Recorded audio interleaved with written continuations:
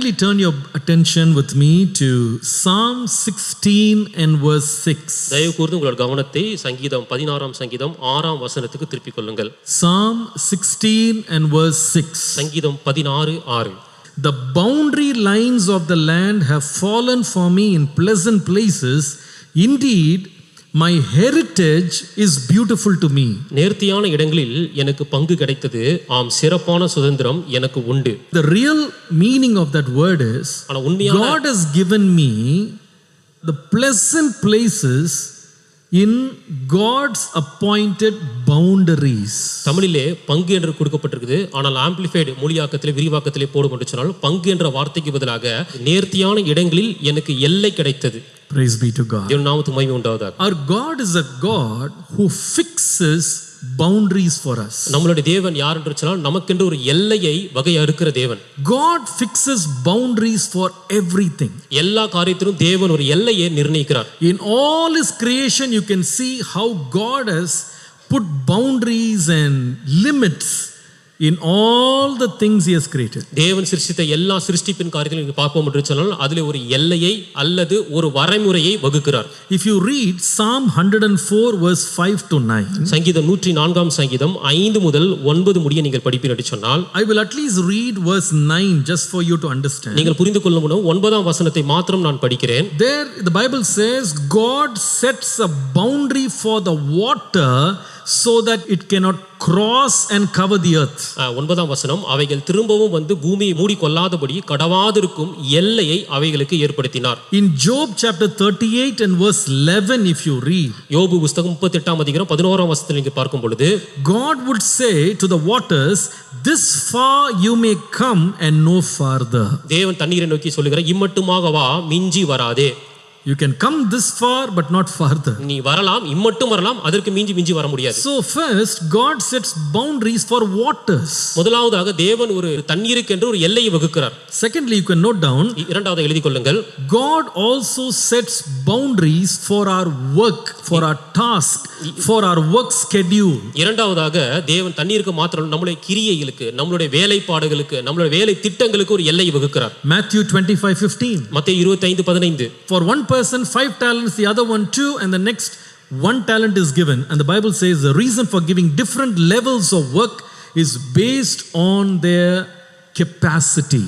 அவனுடைய திறமைக்கு தக்கதாக என்று வேதம் சொல்லுது. திறமைக்கு தக்கதாக ஒருவனிடத்தில் 5 தாளந்தும், ஒருவனிடத்தில் 2 தாளந்தும், ஒருவனிடத்தில் 1 தாளந்தும் கொடுக்கப்படுகிறது. In other words, God doesn't burden us beyond our capacity. He puts us within boundaries. இன்னொரு விதத்தில் சொல்ல வேண்டும் சொன்னால், நம்மளுக்கு திறமைக்கு மிஞ்சி நம் மீது பளுவை சுமத்தாமல் நம் திறமைக்கு உட்பட்ட எல்லைக்குட்பட்டவனோ நமக்கு தாளந்தை கொடுக்கிறார். Third, மூன்றாவதாக God also sets boundaries for the weight of our temptations. நம்முடைய சோதனையின் வலிமைக்கு ஒரு எல்லையை வகுக்கிறார். இதற்கு மிஞ்சி அந்த சோதனை வலிமை இருக்காது. Boundaries for the waters, தண்ணீருக்கு ஒரு எல்லை. boundaries for work, நம்முடைய கிரியைகள் வேலைப்பாடுகளுக்கு ஒரு எல்லை. boundary for the weight of temptations on us. சோதனைகளால் ஏற்படுகிற வலிமைக்கு ஒரு எல்லை. 1 Corinthians 10 verse 13. 1 கொரிந்தியர் 10ஆம் அதிகாரம் 13ஆம் வசனம். Second part, அதோட பிற்பகுதியிலே, He will not allow you to be tempted beyond what you are able to carry. உங்கள் திராணிக்கு மேலாக நீங்கள் சோதிக்கப்படுவதற்கு அவர் இடம் கொடாமல். So God has boundaries for everything. அதனால் தேவன் எல்லாவற்றுக்கும் ஒரு எல்லையை வைத்திருக்கிறார். If you remember the previous week we heard a sermon and I gave in the introduction how God has created human beings with astounding freedoms. பாருங்கள், போன்ற வாரத்திலே, கடந்த வாரத்தில் செய்தியிலே சொல்லியது, தேவன் மனிதனை சிருஷ்டிக்கும் போது எப்படி ஒரு நல்ல ஆச்சரியப்படத்தக்க ஒரு சுயாதீனத்தோடு ஒரு சுதந்திரத்தோடு சிருஷ்டித்தார் என்று. But all those freedoms God ensured they will come packaged within boundaries. ஆனால் என்னதான் சுதந்திரம், என்னதான் சுயாதீனத்தோடு சிருஷ்டித்தாலும் அந்த எல்லா சுயாதீனமும் சிருஷ்டிப்பும் ஒரு அமைப்புக்குள்ளாக ஒரு வரைமுறை எல்லைக்குட்பட்டதாக இருக்கும். If you look at the Garden of Eden, Eden தோட்டத்தை பாருங்கள். when God put Adam and Eve in the garden, ஆதாமையும் ஏவாளையும் இந்த தோட்டத்தில் வைத்த பொழுது, God said you can eat the fruit of every tree. தேவன் சொல்லினார், எல்லா மரத்தின் கனிகளை நீங்க புசிக்கலாம், but not the fruit of the knowledge of good and evil. ஆனால் நன்மை தீமை அறியத்தக்க கனியை மட்டும் நீ புசிக்க கூடாது. There was a restriction. அங்கே ஒரு எல்லை இருந்தது.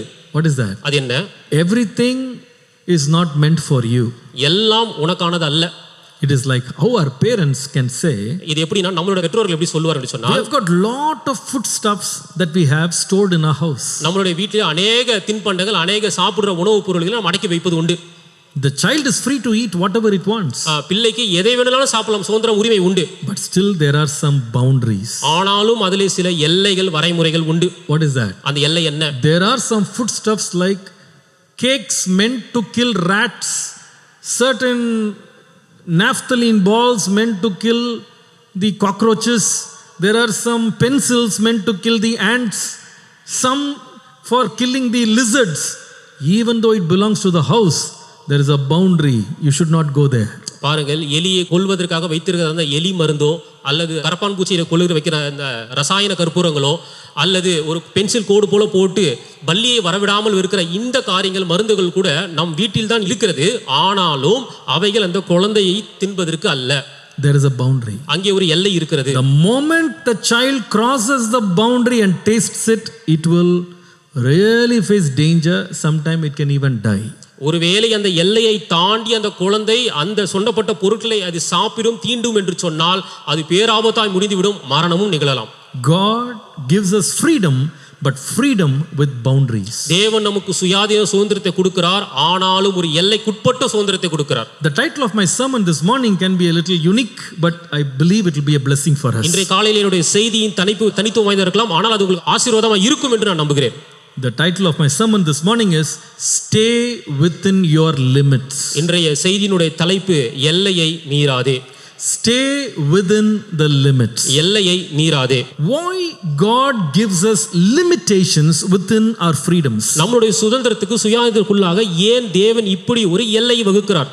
There are 4 reasons. 4 காரணங்கள் இருக்கிறது. You can note it down. நீங்கள் எழுதிக் கொள்ளலாம். Number 1, முதலாவது, without limits you cannot enjoy pleasure. நீங்கள் அந்த எல்லை இல்லாமல் உங்கள் அந்த இன்பத்தை அனுபவிக்க முடியாது. Pleasure comes only within limits. அந்த இன்பம் என்பது, சந்தோஷம் என்பது எல்லைக்குட்பட்டு தான் வருகிறது. You see, when you don't have defined boundaries, your pleasures can become pain. பாருங்கள், உங்களுக்கு என்று ஒரு சரியான எல்லை, வரையறுக்கப்பட்ட எல்லை இல்லை என்று சொன்னால் அந்த இன்பமே உங்களுக்கு வேதனையாய் மாறிவிடும். For example, உதாரணமாக, the pleasure of family can be enjoyed only when the husband and wife stay within the marital boundary. அந்த விவாக மஞ்சத்திற்குள்ளாக, விவாகம் என்கிற வட்டத்திற்குள்ளாக கணவனும் மனைவியும் இருந்தால் மாத்திரமே அந்த விவாகத்தின் இன்பத்தை, சந்தோஷத்தை அவர்களால் உணர முடியும், அனுபவிக்க முடியும். If they cross the boundary, அந்த விவாக கோட்டை தாண்டி, மஞ்சத்தை தாண்டி எல்லைக்கு உட்பட்டு செல்வான் என்று சொன்னால் they will surely experience pain. நிச்சயமாக அவர்கள் ஒரு வேதனையை அனுபவிப்பார்கள். So number 1, அதுல முதலாவது, life becomes pleasant when you have defined boundaries. வாழ்க்கை என்பது சந்தோஷமாக, இன்பகரமாக எப்பொழுது இருக்கும்? உங்களுக்கு என்று ஒரு எல்லையை வகுத்திருக்கும் பொழுது. Number 2, இரண்டாவது, life becomes protected when you stay within boundaries. உங்களுடைய வாழ்க்கை என்பது பாதுகாப்பு தன்மை உடையதா இருக்கிறது எப்போது என்று சொன்னால் அந்த எல்லைக்குட்பட்டு நீங்கள் வாழும் பொழுது. You take a bike, you will see that there is something called a speed limit. நீங்கள் அந்த பைக் எடுத்து ஓட்டு முடிச்சால் அதுக்கு வேகத்திற்கு என்று ஒரு வேக கட்டுமானம் இருக்கும். On the speedometer you will see a green line and then a red line. அந்த வேகமானியிலே சிகப்பு கோடையும் பார்ப்பீர்கள் அல்லது பச்சை கோடையும் பார்ப்பீர்கள். Once you cross the green line, you are entering the danger zone. Your vehicle will not obey your commands. அந்த பச்சை கோடை தாண்டும் என்று சொன்னால், அந்த வேகமானி பச்சை கோடை தாண்டும், முள் தாண்டும் என்று சொன்னால், சிகப்பு கோடு போகும் பொழுது அந்த பைக் என்பது உங்கள் கட்டுப்பாட்டை மீறி செல்ல ஆரம்பித்து விடும். நீங்கள் ஆபத்தை நேரிடுவீர்கள். Number 3, மூன்றாவது, life becomes purposeful only within boundaries. அந்த எல்லைக்குட்பட்டு இருக்கும் பொழுதுதான் உங்கள் வாழ்க்கை ஒரு நோக்கமுடையதா இருக்கிறது. Those purposes can be realized only when you are living within boundaries. நோக்கம், தேவன் நமக்கென்று, நம் வாழ்க்கைக்கென்று நோக்கத்தை வைத்திருக்கிறார். அந்த நோக்கம் எப்பொழுது பயனுள்ளதா இருக்கும் என்று சொன்னால் அந்த எல்லைக்குட்பட்டு நாம் வாழும் பொழுது. Fourth, write it down. நான்காவது எழுதிக் கொள்ளுங்கள். Only when we stay within boundaries our life can prosper. இந்த எல்லைக்குட்பட்டு நாம் வாழும்போது மாற்றமே நம்மளுடைய வாழ்க்கை செழிப்பாய் இருக்கும். The classic example is Psalm 1:1. இதற்கான சரியான உதாரணம் சங்கீதம் 1:1. Whatever you do will prosper. நீ எதை செய்தாலும் அது வாய்க்கும். When? எப்போ? When you stay away from the boundaries of sinners, of the wicked and from the scornful. When you stay away from their boundaries, you will prosper in everything. எப்பொழுது நீ செழிப்பாய் இருப்பாய், பாவிகளுடன் இல்லாமல், துன்மார்க்கருடைய ஆலோசனை நடவாமலும், பரியாசக்காரர் இருக்கும் இடத்தில் உட்காராமலும், அந்த எல்லைக்கு உட்பட்டு விலகி இருக்கும் பொழுது நீ ஆசீர்வாதமாய் இருப்பாய். Without boundaries there are no blessings. இந்த எல்லைகள் இல்லாமல் உங்களுக்கு ஆசீர்வாதம் கிடையாது. Therefore God is talking to us today. அதனால இந்த காலையில தேவன் உங்களோடு பேசுகிறார். live within your boundaries. உங்கள் எல்லைக்குட்பட்டு நீங்கள் வாழுங்கள். As I began to meditate on the scripture that the Lord led me to meditate, I found out 7 limits a Christian should not cross. இந்த எல்லை குறித்து தியானித்த பொழுது 7 எல்லை கோடுகளை ஒரு கிறிஸ்தவன் தாண்டக்கூடாது. 7 காரியங்களில். I don't have time to talk about all the 7 today. இந்த 7 எல்லைகளையும் பேசுவதற்கு நேரம் இன்னைக்கு போதாது. But I'm going to do it in 2 parts. The first 4 I'm going to give it as a subject for your contemplation and meditation later. இதை நான் 2 பகுதியாக பிரிக்கிறேன். இந்த முதல் 4 காரியங்களை உங்களுடைய தியானத்திற்கு நான் சொல்லுகிறேன் பிற்பாடு. Then you can go home, meditate, delve deep into it, prepare something, you can make it a blessing for someone else as well. அதை குறித்து நீங்கள் வீட்டுக்கு போய் தியானம் பண்ணுங்கள், அதை குறித்து நீங்கள் சிந்தனை செய்து படியுங்கள், அதை அநேகர் ஆசீர்வாதமாக கூட நீங்கள் மாற்றிக் கொள்ளுங்கள். I'll give a one line title and then I'll point out a verse. ஒரு வரி தலைப்பை சொல்லி அந்த வசனத்தை மாத்திரம் உங்களுக்கு நான் விளக்கி காட்டுகிறேன். First, முதலாவது, stay within the limits of assessment. நீங்கள் எண்ணுகிற காரியத்திலே உங்கள் எல்லைக்குட்பட்டு எண்ணுங்கள். சிந்தனையில எல்லை இருக்க வேண்டும். 1 Corinthians 4:6. 1 கொரிந்தியரின் புத்தகம் 4ஆம் அதிகாரம் 6ஆம் வசனம். There you read, I want you to learn in us not to think beyond what is written. சகோதரரே, எழுதப்பட்டதற்கு மிஞ்சி என்ன வேண்டாம் என்று நீங்கள் எங்களாலே கற்றுக்கொள்ளவும். What does he say? என்ன சொல்லுகிறார்? You have the freedom to think whatever you want. நீங்கள் எதை வேணாலும் சிந்திப்பதற்கு உங்களுக்கு சுதந்திரம் உண்டு. But ஆனால் make sure your thoughts stay within the boundaries of our context. ஆனால் நீங்கள் ஒன்றை உறுதிப்படுத்திக் கொள்ளுங்கள், நீங்கள் எண்ணுகிற எண்ணங்கள் சிந்தனைகள் இந்த எல்லைக்குட்பட்டதா இருக்கட்டும். Number 2. இரண்டாவது, stay within the limits of association. எந்த காரியத்தில் ஈடுபடுகிறீர்களோ அந்த காரியம் உங்கள் எல்லைக்குட்பட்டதா இருக்கட்டும். Psalm 131 verse 1 second part. சங்கீதம் 131ஆம் சங்கீதம் முதல் வசனத்தின் பிற்பகுதி. Neither do I concern myself with great matters, nor with things too profound for me. பெரிய காரியங்களிலும் எனக்கு மிஞ்சின கருமங்களிலும் நான் தலையிடுகிறதில்லை. You have the freedom to involve and associate with anything you want, but the Bible says be careful that you stay within the limits, that you don't cross the boundaries of trying to concern yourself with things that are too profound for you. எந்த காரியத்திலும் நீ ஈடுபாடு செய்து அதில் நீங்கள் கலந்து அதில் வேலை செய்யலாம், ஆனாலும் ஒன்றிலே ஜாக்கிரதையா இருங்கள், பெரிய காரியங்களிலும் மிஞ்சின கருமங்களிலும் தலையிட வேண்டாம். Third, மூன்றாவது, stay within the limits of your assignment. உங்களுக்கு இருக்கிற அழைப்புக்குள்ளாக இருக்கிறதான எல்லைக்குட்பட்டு இருங்கள். God has assigned a job and a purpose to fulfill in our lives. உங்களோட வாழ்க்கைக்கு என்று தேவன் ஒரு அழைப்பை வைத்திருக்கிறார், ஒரு வேலையை திட்டத்தை வைத்திருக்கிறார். 1 Corinthians 7:24. 1 கொரிந்தியர் 7:24. Let every man wherein he is called therein abide with God. சகோதரரே, அவனவன் தான் அழைக்கப்பட்ட நிலைமையிலே தேவனுக்கு முன்பாக நிலைத்திருக்க கடவன். Learn to stay within the limits of God's assigned tasks. தேவன் உங்களுக்கு என்று கொடுக்கப்பட்ட அழைப்பிலே திட்டத்திற்குள்ளாக எல்லைக்குட்பட்டு இருங்கள். Apostle Paul says, God has called me only to preach the gospel, not to baptize anyone. அப்போஸ்தலனாகிய பவுல் சொல்கிறார், நான் சுவிசேஷத்தை பிரசங்கிக்க மாத்திரமே அழைக்கப்பட்டேனே ஒழிய ஒருவருக்கும் ஞானஸ்நானம் கொடுக்க அல்ல. Stay within your assignments. உங்களுக்கு கொடுக்கப்பட்ட அழைப்பிலே அதிலே நில்லுங்கள். 4. நான்காவது, stay within the limits of your aspirations. உங்களுக்கு இருக்கிற ஆர்வங்கள், உங்களுக்கு இருக்கிற ஆவல்களுக்குள்ளாக அந்த எல்லைக்குள்ளாக இருங்கள். Matthew 10:24 to 25. மத்தேயு 10ஆம் அதிகாரம் 24-25 வசனங்கள். The disciple is not above his master, nor the servant above his lord. It is enough for the disciple that he be as his master and the servant as his lord. சீஷன் தன் போதகனிலும் வேலைக்காரன் தன் எஜமானிலும் மேற்பட்டவன் அல்ல. சீஷன் தன் போதகனை போலவும் வேலைக்காரன் தன் எஜமானை போலவும் இருப்பது போதும். I like that word. அந்த வார்த்தை நல்லா எனக்கு பிடிச்சது. It is enough that a disciple be like his master. சீஷன் போதகனை போலவும், அது போதும், அப்படி இருந்தா போதும். Our limit for perfection is Jesus.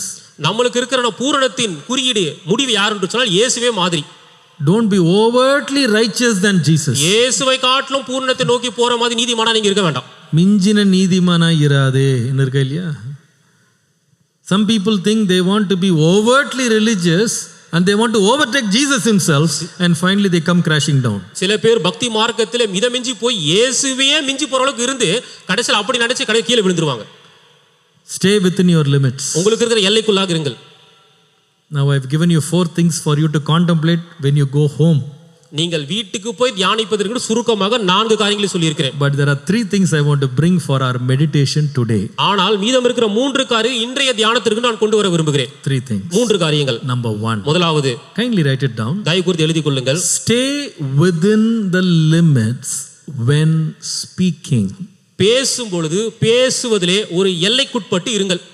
Ecclesiastes chapter 5 and verse 2. பிரசங்கி 5ஆம் அதிகாரம் 2ஆம் வசனம். Do not be quick with your mouth, do not be hasty in your heart to utter anything before God. God is in heaven and you are on earth, so let your words be few. தேவ சமூகத்தில் நீ துணிகரமாய் உன் வாயினால் பேசாமலும் மனம் பதறி ஒரு வார்த்தையும் சொல்லாமலும் இரு. தேவன் வானத்தில் இருக்கிறார், நீ பூமியில் இருக்கிறாய். One of the difficult things for us to control is our tongue, is it not? நமக்கு இருக்கிற மிக கடினமான காரியம் என்னன்னு சொன்னா நம்ம நாக்கை கட்டுப்படுத்துவது இல்லங்க. The Bible says there are some huge ships, they can be controlled. There are horses which are controlled in spite of their potential and power, but the only thing that doesn't stay under control is our tongue. வேதம் சொல்லுகிற பெரிய கப்பலை கூட நாம் கட்டுப்படுத்தி விடலாம், அல்லது வீரியம் வாய்ந்த வல்லமை வாய்ந்த குதிரையை கூட நாம் கடிவாளம் போட்டு கட்டுப்படுத்தி விடலாம். ஆனால் ஒரு சிறிய நாக்கை நம்மால் கட்டுப்படுத்த முடியாது. But that is important. ஆனால் அதுதான் முக்கியம். What we say and declare before God should be under boundaries. தேவனுக்கு முன்பாக நாம் பேசுகிற காரியம், தேவனுக்கு முன்பாக நாம் பிரகடனப்படுத்துகிற காரியம் ஒரு எல்லைக்குட்பட்டு வரைமுறைக்குட்பட்டு இருக்க வேண்டும். I like the Tamil version. It says தேவ சமூகத்தில் துணிகரமாய். In other words, don't be presumptuous in what you declare in the presence of God. நீ எதை தேவ சமூகத்தில் அறிக்கை செய்கிறாயோ அதை துணிகரமாய் நீ அறிக்கை செய்யாமல் இரு. துணிகரமா சொல்லாத எதையும்.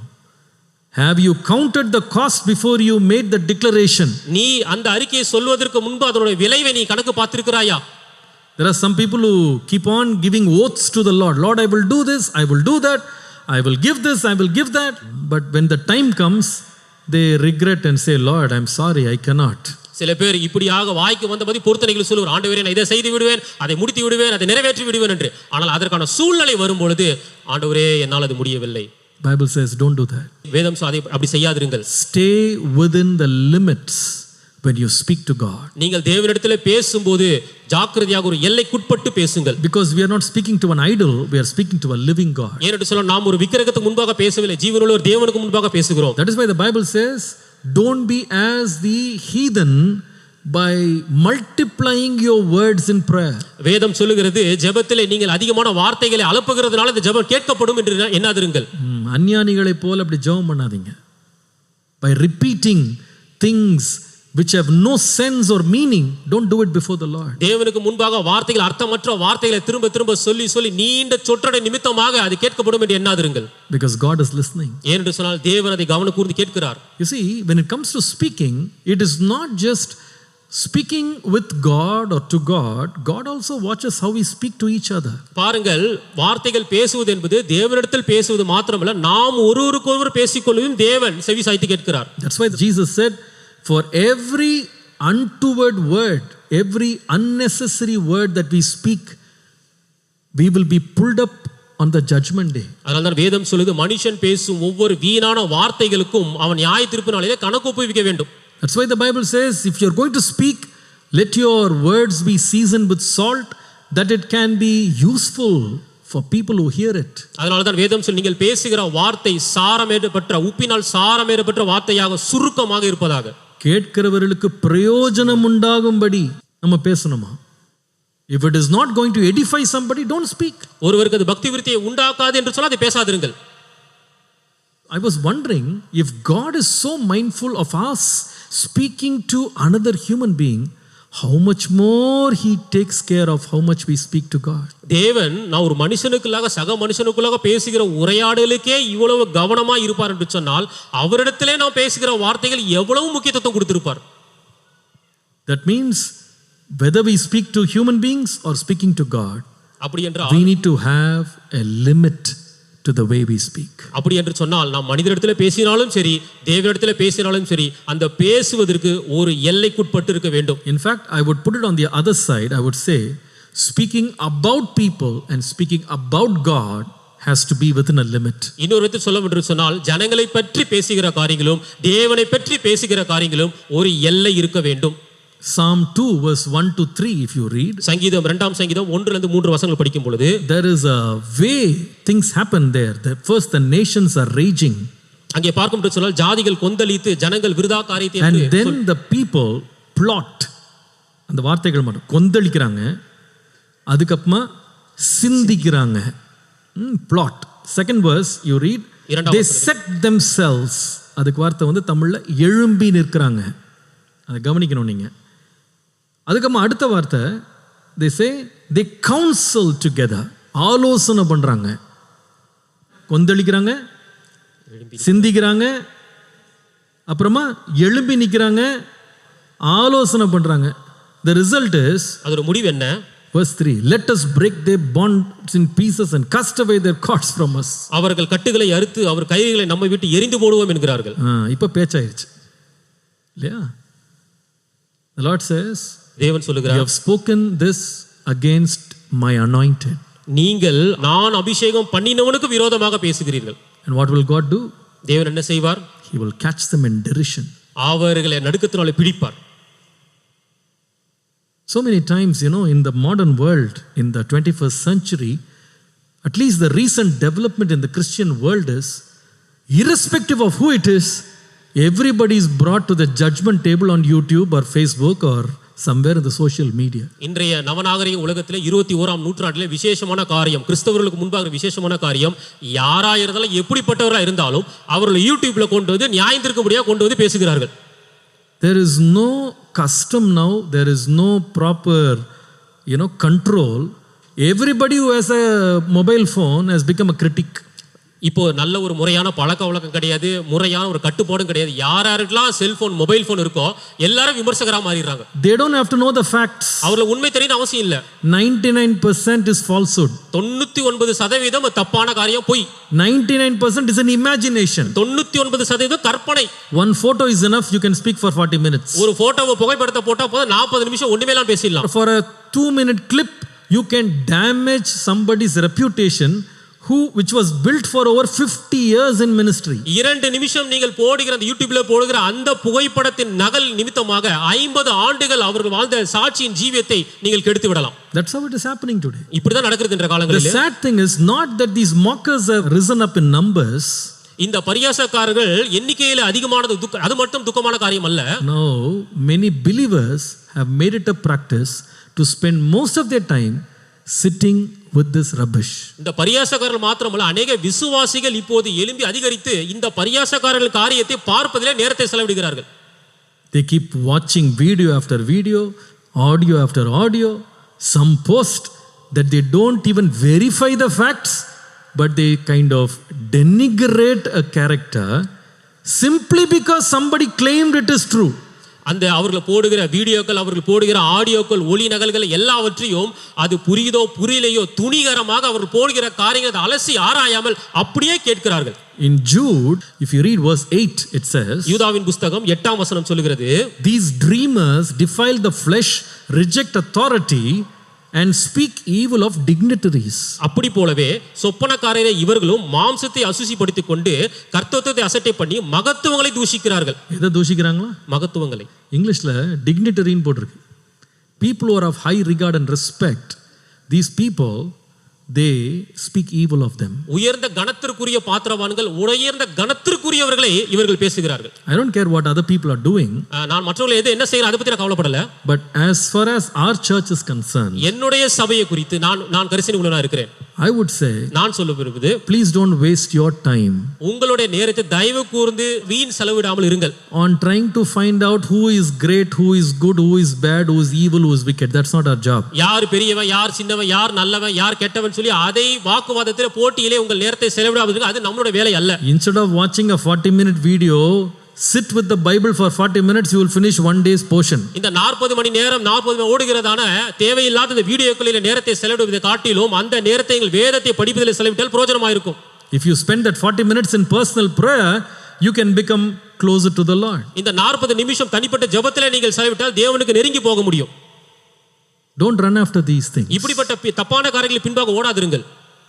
Let's not become presumptuous in trying to judge somebody's servant. நம்மாகவே வேற ஒருத்தரோட எஜமான் கீழே செய்ற வேலைக்காரன் நாமாக முன்பு இருந்து நியாயம் தீர்க்க வேண்டாம். The Bible says he is my servant. வேதம் சொல்கிறது அவன் என்னுடைய வேலைக்காரன். Who are you to judge him? அவனை நியாயம் தீர்ப்பதற்கு நீ யார்? Don't speak ill of them without even knowing about them. அவர்களை குறித்து எதுவும் தெரியாமல் அவர்களை குறித்து தீங்காக பேசாதிருங்கள். You know, some people, forward them to 10 people, 20 people. உங்களுக்கு தெரியுங்களா, இப்படி தப்பான செய்திகள் அவர்கள் பார்ப்பது மாத்திரமல்ல, ஒரு 10-15 பேருக்கு பகிர்ந்து கொடுக்கிறார்கள் அதை. Sometimes there are some believers with real concern, they forward some videos to me. சில விசுவாசிகளுக்கு உண்மையான மனஸ்தாபத்தோடு நல்ல எண்ணத்திலே அப்படிப்பட்ட வீடியோக்களை எனக்கு ஃபார்வர்ட் பண்ணி பகிர்ந்து விடுது. Pastor, they put a video about you, pastor. Pastor உங்களை பத்தி போட்டுருக்காங்க பாஸ்டர் இந்த வீடியோல. Did you see it? They will ask after a week. நீங்க அதை பாத்தீங்களா? I tell them, நான் சொல்லுவேன், I did not. நான் பார்க்கல. பார்க்கவே இல்லையா? I saw that title, then I realized there's nothing to watch there. நான் அந்த தலைப்பை பாத்திர மாத்திரத்துல முடிவு பண்ணி விட்டு அதுல பார்க்கிறதுக்கு ஒண்ணு இல்ல. This is how I would put it. இப்படி தான் நான் இதை விளக்க விரும்புகிறேன். If you found a garbage bag in front of your house one day with a sticker on top, dirty garbage. உங்கள் வீட்டுக்கு முன்பதாக ஒரு குப்பை கூடை இருக்கிறது, அழுக்கு குப்பைகளை போட்டு அதுக்கு மேலாக எழுதப்பட்டிருக்கிறது அழுக்கு குப்பைகள். Will you take that baggage into your house? அந்த அழுக்கு குப்பைகளை போட்டுக்கிற அந்த குப்பை தொட்டியை உங்கள் வீட்டுக்குள் எடுத்து செல்வீர்களா? Will you open the bag and try to look into what are the contents by trying to soil your hand with all this garbage? அந்த குப்பை தொட்டியை கிளறி அதற்குள்ள என்னென்னலாம் இருக்கிறது என்று உங்கள் கைகளை உள்ளே போட்டு நீங்க பாப்பீங்களா?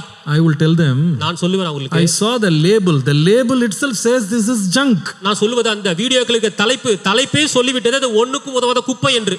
Why should I go and explore the junk? அந்த குப்பையை நான் ஏன் போய் கலரி பார்க்க வேண்டும்? That title is good enough to stop. அந்த தலைப்பே போதும் அங்க போய் நிறுத்திக்குவதற்கு. I don't want to continue going into it and spending 40 minutes of my life listening to somebody's lies. அதை தொடர்ந்து நான் 40 நிமிடங்கள் யாரோ ஒருவன் சொல்லுகிற பொய்களுக்கு நேரத்தை நான் செலவிட விரும்பவில்லை. Humble plea to every believer, please don't waste your life trying to judge somebody. Use that time to self search and get yourself right before God. விசுவாசிகளே, யாரோ ஒருவர் போட்டுற வீடியோல யாரோ ஒருவரை குறித்து நியாயம் தீர்க்கிற காரியங்களை நீங்கள் போய் உங்கள் 40 நிமிடங்களை செலவிடாதிருங்கள். Spend time with the Lord. தேவனோடு நேரத்தை செலவிடுங்கள். Hold your tongue against anybody whom you don't know about. உங்களுக்கு யாரெல்லாம் தெரியாத, யாரை பற்றி எதுவுமே தெரியாத அவர்களுக்கு எதிராக பேசுவதிலே உங்கள் நாக்கை கட்டுப்படுத்துங்கள். Don't slander somebody's report which you have not even verified and send it to 20 people. யாரோ ஒருவர் அனுப்பின அந்த காரியத்தை துணுக்குகளை அவதூறை பரப்பும்படியாக உங்களுக்கு தெரியாமல் அதை அநேகருக்கு பரப்பி விடாதிருங்கள். நீங்களே அதை வெரிஃபை பண்ணாத போது அதை நீங்க 10 பேருக்கு அனுப்பாதீங்க. அது பண்ணாதீங்க. Don't encourage that habit in your children also. உங்களுடைய வீட்டில் இருக்க குழந்தைகளுக்கும் இப்படிப்பட்ட பழக்கத்தை நீங்கள் ஊக்குவிக்காதிருங்கள். Whatever you do it for the glory of God. நீங்கள் எதை செய்தாலும் தேவனுடைய நாமத்தின் மகிமைக்கென்றே செய்யுங்கள். Hallelujah. Hallelujah. Proverbs 21:23 says, நீதிமொழி 21:23 சொல்லுகிறது, watch your tongue and keep your mouth shut and you will stay out of trouble. தன் வாயையும் தன் நாவையும் காக்கிறவன் தன் ஆத்துமாவை இடுக்கண்களுக்கு விலக்கி காக்கிறான். Watch your tongue, keep your mouth shut, stay out of trouble. I think it's a good verse to put it as a nice verse board in our homes. இந்த வசனத்தை அழகாக நம்ம வீட்டிலே பலகையிலே மாட்டி வைப்பது என்று நல்லது என்று நினைக்கிறேன். Very nice. Watch your tongue, shut your mouth, keep your soul from trouble. உங்கள் நாவை கவனித்து வைத்துக் கொள்ளுங்கள், உங்கள் வாயை பாதுகாத்து மூடி வைத்துக் கொள்ளுங்கள், பிரச்சனையிலிருந்து விலகி இருப்பீர்கள். James 1:26. யாக்கோபு 1:26. If anyone among you thinks he is religious and does not bridle his tongue, he deceives his own heart and his religion is useless. உங்களில் ஒருவன் தன் நாவை அடக்காமல் தன் இருதயத்தை வஞ்சித்து தன்னை தேவ பக்தி உள்ளவன் என்று எண்ணினால் அவருடைய தேவ பக்தி வீணாய் இருக்கும். Too many words will not escape sin. வார்த்தைகளின் மிகுதியிலே பாவம் இல்லாமல் இராது. It's important that we know when to speak and not to speak. நமக்கு தெரிஞ்சிருக்க வேண்டிய மிக முக்கியமான காரியம் எப்போ பேசணும் எப்போ பேசக்கூடாது. Specifically, I want to focus today on speaking about God. குறிப்பாக இன்றைய நாளிலும் கூட தேவனிடத்தில் பேசுகிற காரியங்களை குறித்து நான் பேச விரும்புகிறேன். தேவனை குறித்து பேசுகிற வார்த்தைகள். Think about Job. யோபை பாருங்கள். Again and again the Bible says he did not sin with his lips. திரும்ப சொல்லுகிறது அவன் தன் நாவினாலே பாவம் செய்யவில்லை. When did he not sin with his lips? அவன் உதடுகளால் எப்போது பாவம் செய்யவில்லை? If you come to Job chapter 2 and verse 13, யோபு 2ஆம் அதிகாரம் 13ஆம் வசனத்துக்கு வரும் பொழுது, the problems that he faced turned into a man who had grief that was very great. அவன் துக்கம் மகா கொடிய துக்கம். That's the kind of problems he faced. இப்படிப்பட்ட பிரச்சனை கூட அவன் சென்று கொண்டிருக்கிறான், எதிர்கொள்கிறான். Great grief. மகா கொடிய துக்கம். If you look at a situation, அவனுடைய சூழ்நிலை பாருங்கள். Job 2 verse 12, யோபு 2ஆம் அதிகாரம் 12ஆம் வசனம், that the Bible says his friends, when they came to inquire of his problems, the Bible says they were not even able to recognize him. அவனுடைய சகோதரர்கள் அவனை குறித்து விசாரிக்க வந்த பொழுது அவர்களால் அவனை உரு தெரியாமல் அவனை அடையாளம் காண முடியவில்லை. Head to toe filled with boils and wounds. உச்சி முதல் பாதம் வரைக்கும் காயங்களாலும் அந்த கொப்பளங்களாலும் பாதிக்கப்பட்டிருந்தான். In spite of all these troubles, இந்த எல்லா பிரச்சனைகளுக்கு மத்தியிலும் did he ever once question God, or did he murmur against God, or did he make any complaints to God? The Bible says no. தேவனை குறித்து இந்த பிரச்சனைக்கு மத்தியில் ஏதாவது கேள்வி கேட்டானா அல்லது முறுமுறுத்தானா, அது அதாவது ஏன் என்று கேள்வி கேட்டானா? ஆனால் வேதம் சொல்லுகிறது இல்லை. If you read about the Israelites, இஸ்ரவேல் மக்களை குறித்து நீங்கள் படிப்பீர்கள் சொன்னால், Psalm 106 verse 24 and 25, சங்கீதம் 106ஆம் சங்கீதம் 24 25 வசனங்கள், they got the pleasant land. இச்சிக்கப்படத்தக்க தேசத்தை அவர்கள் தேவனிடத்திலிருந்து பெற்றார்கள். Number 2, they heard the Lord speaking to them. இரண்டாவதாக கர்த்தர் அவரோடு பேசுகிற சத்தத்தை கேட்டார்கள். In spite of this, the Bible says they were murmuring against God in their tents. இவைகள் எல்லாம் நடந்தும் இந்த வேத வசனம் இதன் மத்தியிலே தங்கள் கூடாரங்களில் அவர்கள் முறுமுறுத்தார்கள். It really shocked me. இது மிகவும் அதிர்ச்சிக்குள்ளாக்கியது. Look at Job. யோபை பாருங்கள். What he feared came to him. அவன் எதை குறித்து பயந்தானோ அது அவனுக்கு நடந்தது. Things did not happen as he pleased. அவனுக்கு விருப்பப்பட்ட சௌகரியமான காரியங்களாக நடக்கவில்லை. And throughout this whole ordeal, God never spoke to him. இந்த மகா உபத்திரவத்தின் வேதனையின் மத்தியிலே தேவன் ஒரு முறை கூட அவனிடத்தில் பேசவில்லை. Such a righteous man, நல்ல ஒரு நீதிமான், God never warned him and said, "Be cautious, Job. Satan has gotten permission to destroy you and your property, so be cautious." No prophecy came. தேவன் ஒருபோதும் இந்த உபத்திரவத்துக்கு முன்பாக யோபுவே நீ கவனமாயிரு, எச்சரிக்கையாயிரு, பிசாசு உன்னை சோதிக்கும்படி என்னிடத்தில் அனுமதி கேட்டான் என்று எந்த ஒரு தீர்க்க தரிசனமும் சொல்லப்படவில்லை. While he was getting persecuted, God did not send a word of comfort to him. இந்த உபத்திரவம் தொடங்கின பிற்பாடு உபத்திரவத்தின் மத்தியில போகும்போது கூட ஒரு ஆறுதலின் வார்த்தையை கூட தேவன் அவனிடத்தில் பேசவில்லை. No explanation why he had to go through and endure all this. எந்த ஒரு விளக்கம் ஏன் இப்படிப்பட்ட பாடுகள் மத்தியில் போக வேண்டும் என்று எந்த ஒரு விளக்கமும் கொடுக்கப்படவில்லை. Complete silence. முற்றிலுமான மௌனம். Now the wife is taunting him. இப்பொழுது தன்னுடைய மனைவி கேலி செய்கிறாள், தூண்டுகிறாள். What she is taunting is, அவள் என்ன சொல்லுகிறாள்? why are you still holding on to your righteousness? Curse God and die. இன்னுமா உன் நீதியை பிடித்துக் கொண்டிருப்பாய்? தேவனை தூஷித்து விடு, ஜீவனை விடு. In spite of that, ஆனால் இதன் மத்தியிலும் கூட he did not sin with his lips. அவன் தன் உதடுகளினால் பாவம் செய்யவில்லை. God gave, God took away. கர்த்தர் கொடுத்தார், கர்த்தர் எடுத்தார். His name be praised. அவருடைய நாமம் துதிக்கப்படுவதாக. Should we not endure evil when we have endured good from the Lord? தேவனிடத்தில் நன்மை பெற்ற நாம் அவரிடத்தில் தீமையை பெறக்கூடாதா? Why was he so silent about God without criticizing or murmuring against God? தேவனை முறுமுறுக்காமல், தேவனை விமர்சனம் பண்ணாமல் ஏன் இவ்வளவு மௌனமாய் அவன் இருக்கிறான்? You know why? உங்களுக்கு ஏன் தெரியுங்களா? Simple reason is he simply did not know why God was doing this to him. எளிமையான காரணம் விளக்கம் என்னன்னு சொன்னா, உண்மைக்குமே தேவன் ஏன் இதை செய்கிறார் அவனுக்கு ஒண்ணுமே தெரியாது. He had no idea why he had to go through this trouble, turmoil and all this pain. இப்படிப்பட்டதான உபத்திரவங்கள், இப்படிப்பட்ட வேதனையின் ஊடாக ஏன் செல்ல வேண்டும் அதை குறித்து எந்த ஒரு எண்ணமோ திட்டமோ அவனுக்கு தெரியாது. God never told him. தேவன் ஒருபோதும் அவனுக்கு சொன்னதில்லை. It was all a secret. இது எல்லாம் மறைபொருளா இருந்தது. But in spite of that, ஆனால் இதற்கு மத்தியிலும் கூட Job believed the secret things belong to the Lord. மறைவான காரியங்கள் கர்த்தருக்குரியது என்று யோபு நம்பினான். He knew in spite of all this evil, the God whom he served is a good God. இந்த உபத்திரவத்தின் மத்தியிலும் அவனுக்கு தெரியும் நான் ஆராதிக்கிற தேவன் நல்ல தேவன் என்று. Hallelujah. When we go through problems, the truth is sometimes God doesn't turn up with an explanation. நாம் பிரச்சனையின் ஊடாக போகும்போது சில உண்மையான சத்தியமான காரியம் என்னன்னா, தேவன் அந்த பிரச்சனை ஏன் என்று அதை விளக்குவதே கிடையாது. Even if we ask questions to God, sometimes there is no response. அதற்கான கேள்வியை ஏன் ஆண்டவர் என்று கேட்டாலும் அதற்கு பதிலும் இருக்காது. It's like Our children, sometimes they keep pestering us with questions upon questions. இது எப்படி என்று சொன்னா நம்ம பிள்ளைகள் நம்மள அழுத்தம் கொடுத்து திரும்ப திரும்ப தொந்தரவு பண்ணி கேள்வி மேல் கேள்வி கேட்டு தொலைத்து எடுப்பார்கள். Why, what, when, how much, how long? Keep on asking questions. ஏன், எப்படி, எவ்வளவு தூரம், எவ்வளவு காலம், எதற்காக என்று தொலைத்து எடுப்பார்கள் கேள்விகளால். Do we answer all the questions? நீங்கள் இந்த கேள்விக்கெல்லாம் உட்கார்ந்து பதில் சொல்வீங்களா? So many times we act as if we are not even hearing it. சில வேளைகளில் அந்த கேள்விகளை காது கொடுத்து கேட்காதது போல அமர்ந்து கொண்டிருப்போம். Why? ஏன்? Because we hate our children? நம்ம பிள்ளைகளை வெறுக்கிறோம் அதனாலயா? Because we are very evil? இல்ல நம்ம பொல்லாதவர்களா? அப்படியா? No. இல்ல.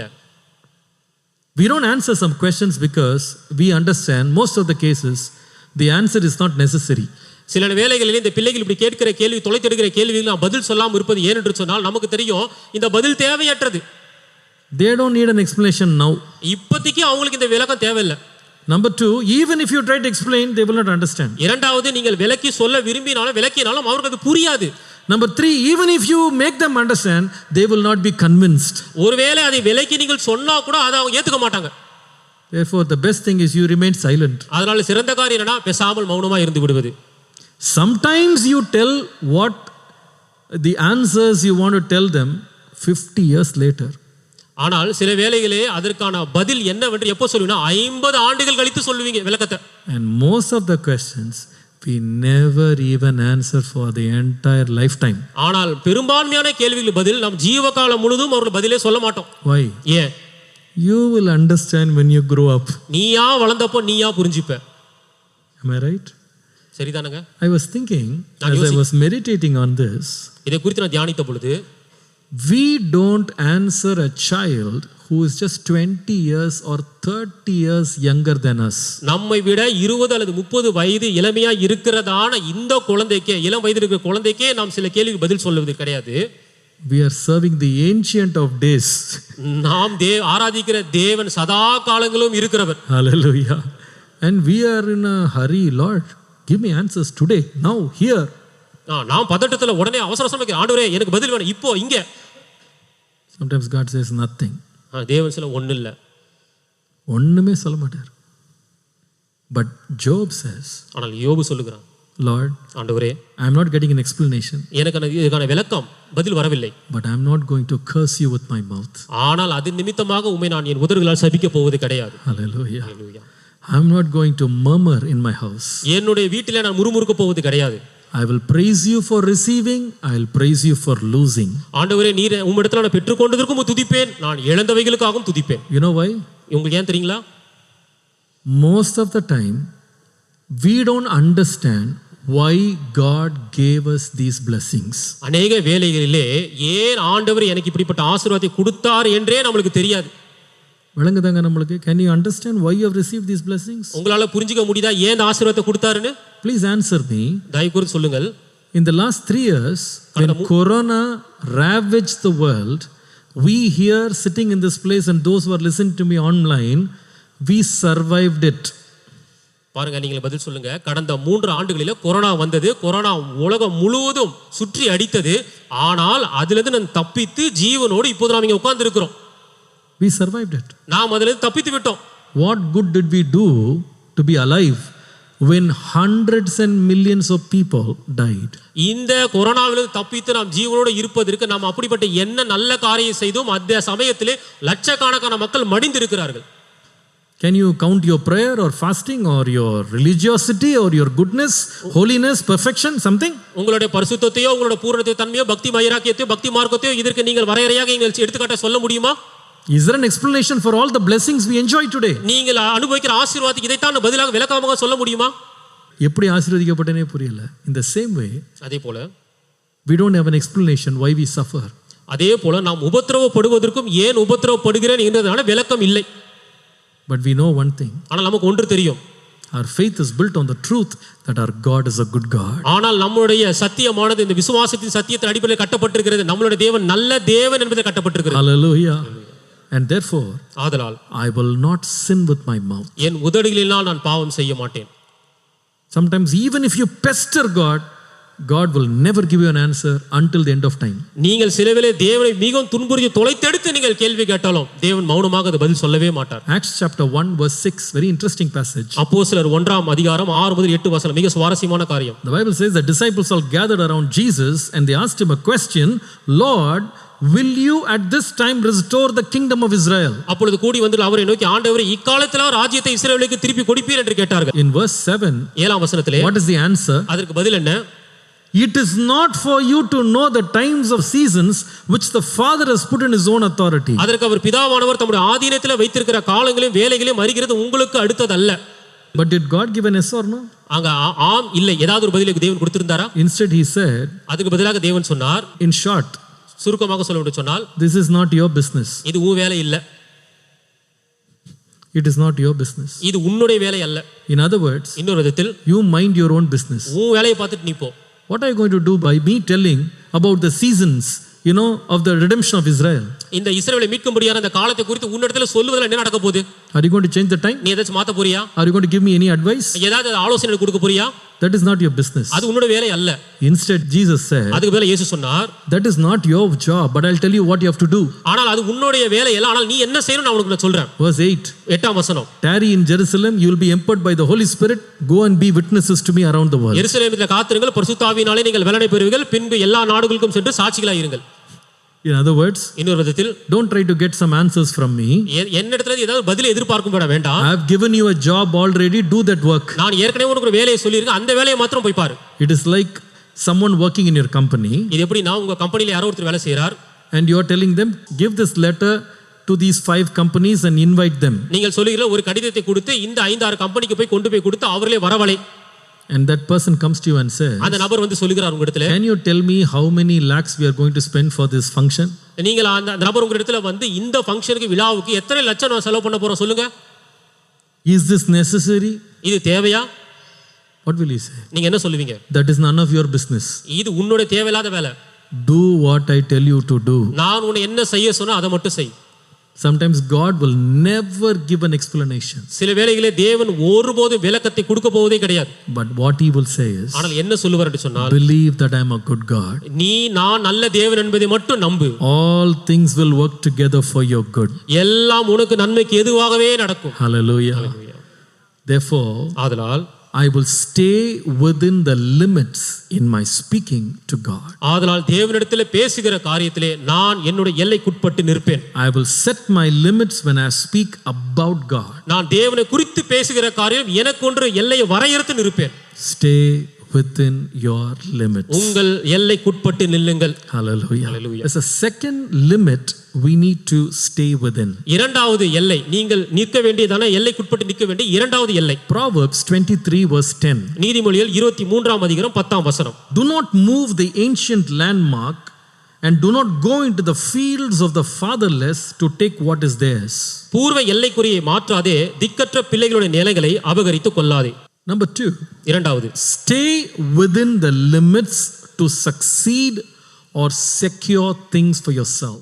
காரியங்களை வாங்குவதற்கு, சம்பாதிப்பதற்கு, சேர்ப்பதற்கும் எல்லைக்குட்பட்டிருக்க வேண்டும். ஒரு காரியத்தை வாங்குறதுக்கு நமக்கு உரிமை இருக்கு. We have the power and right and the freedom to buy, secure, gather whatever we want. எதையெல்லாம் நாம் வாங்க வேண்டும், எதையெல்லாம் நாம் ஏற்றுக்கொள்ள வேண்டும் விரும்புகிறோமோ அதை வாங்குவதற்கும் பெற்றுக்கொள்வதற்கும் நமக்கு வல்லமையும் அதிகாரம் தகுதியும் இருக்கிறது.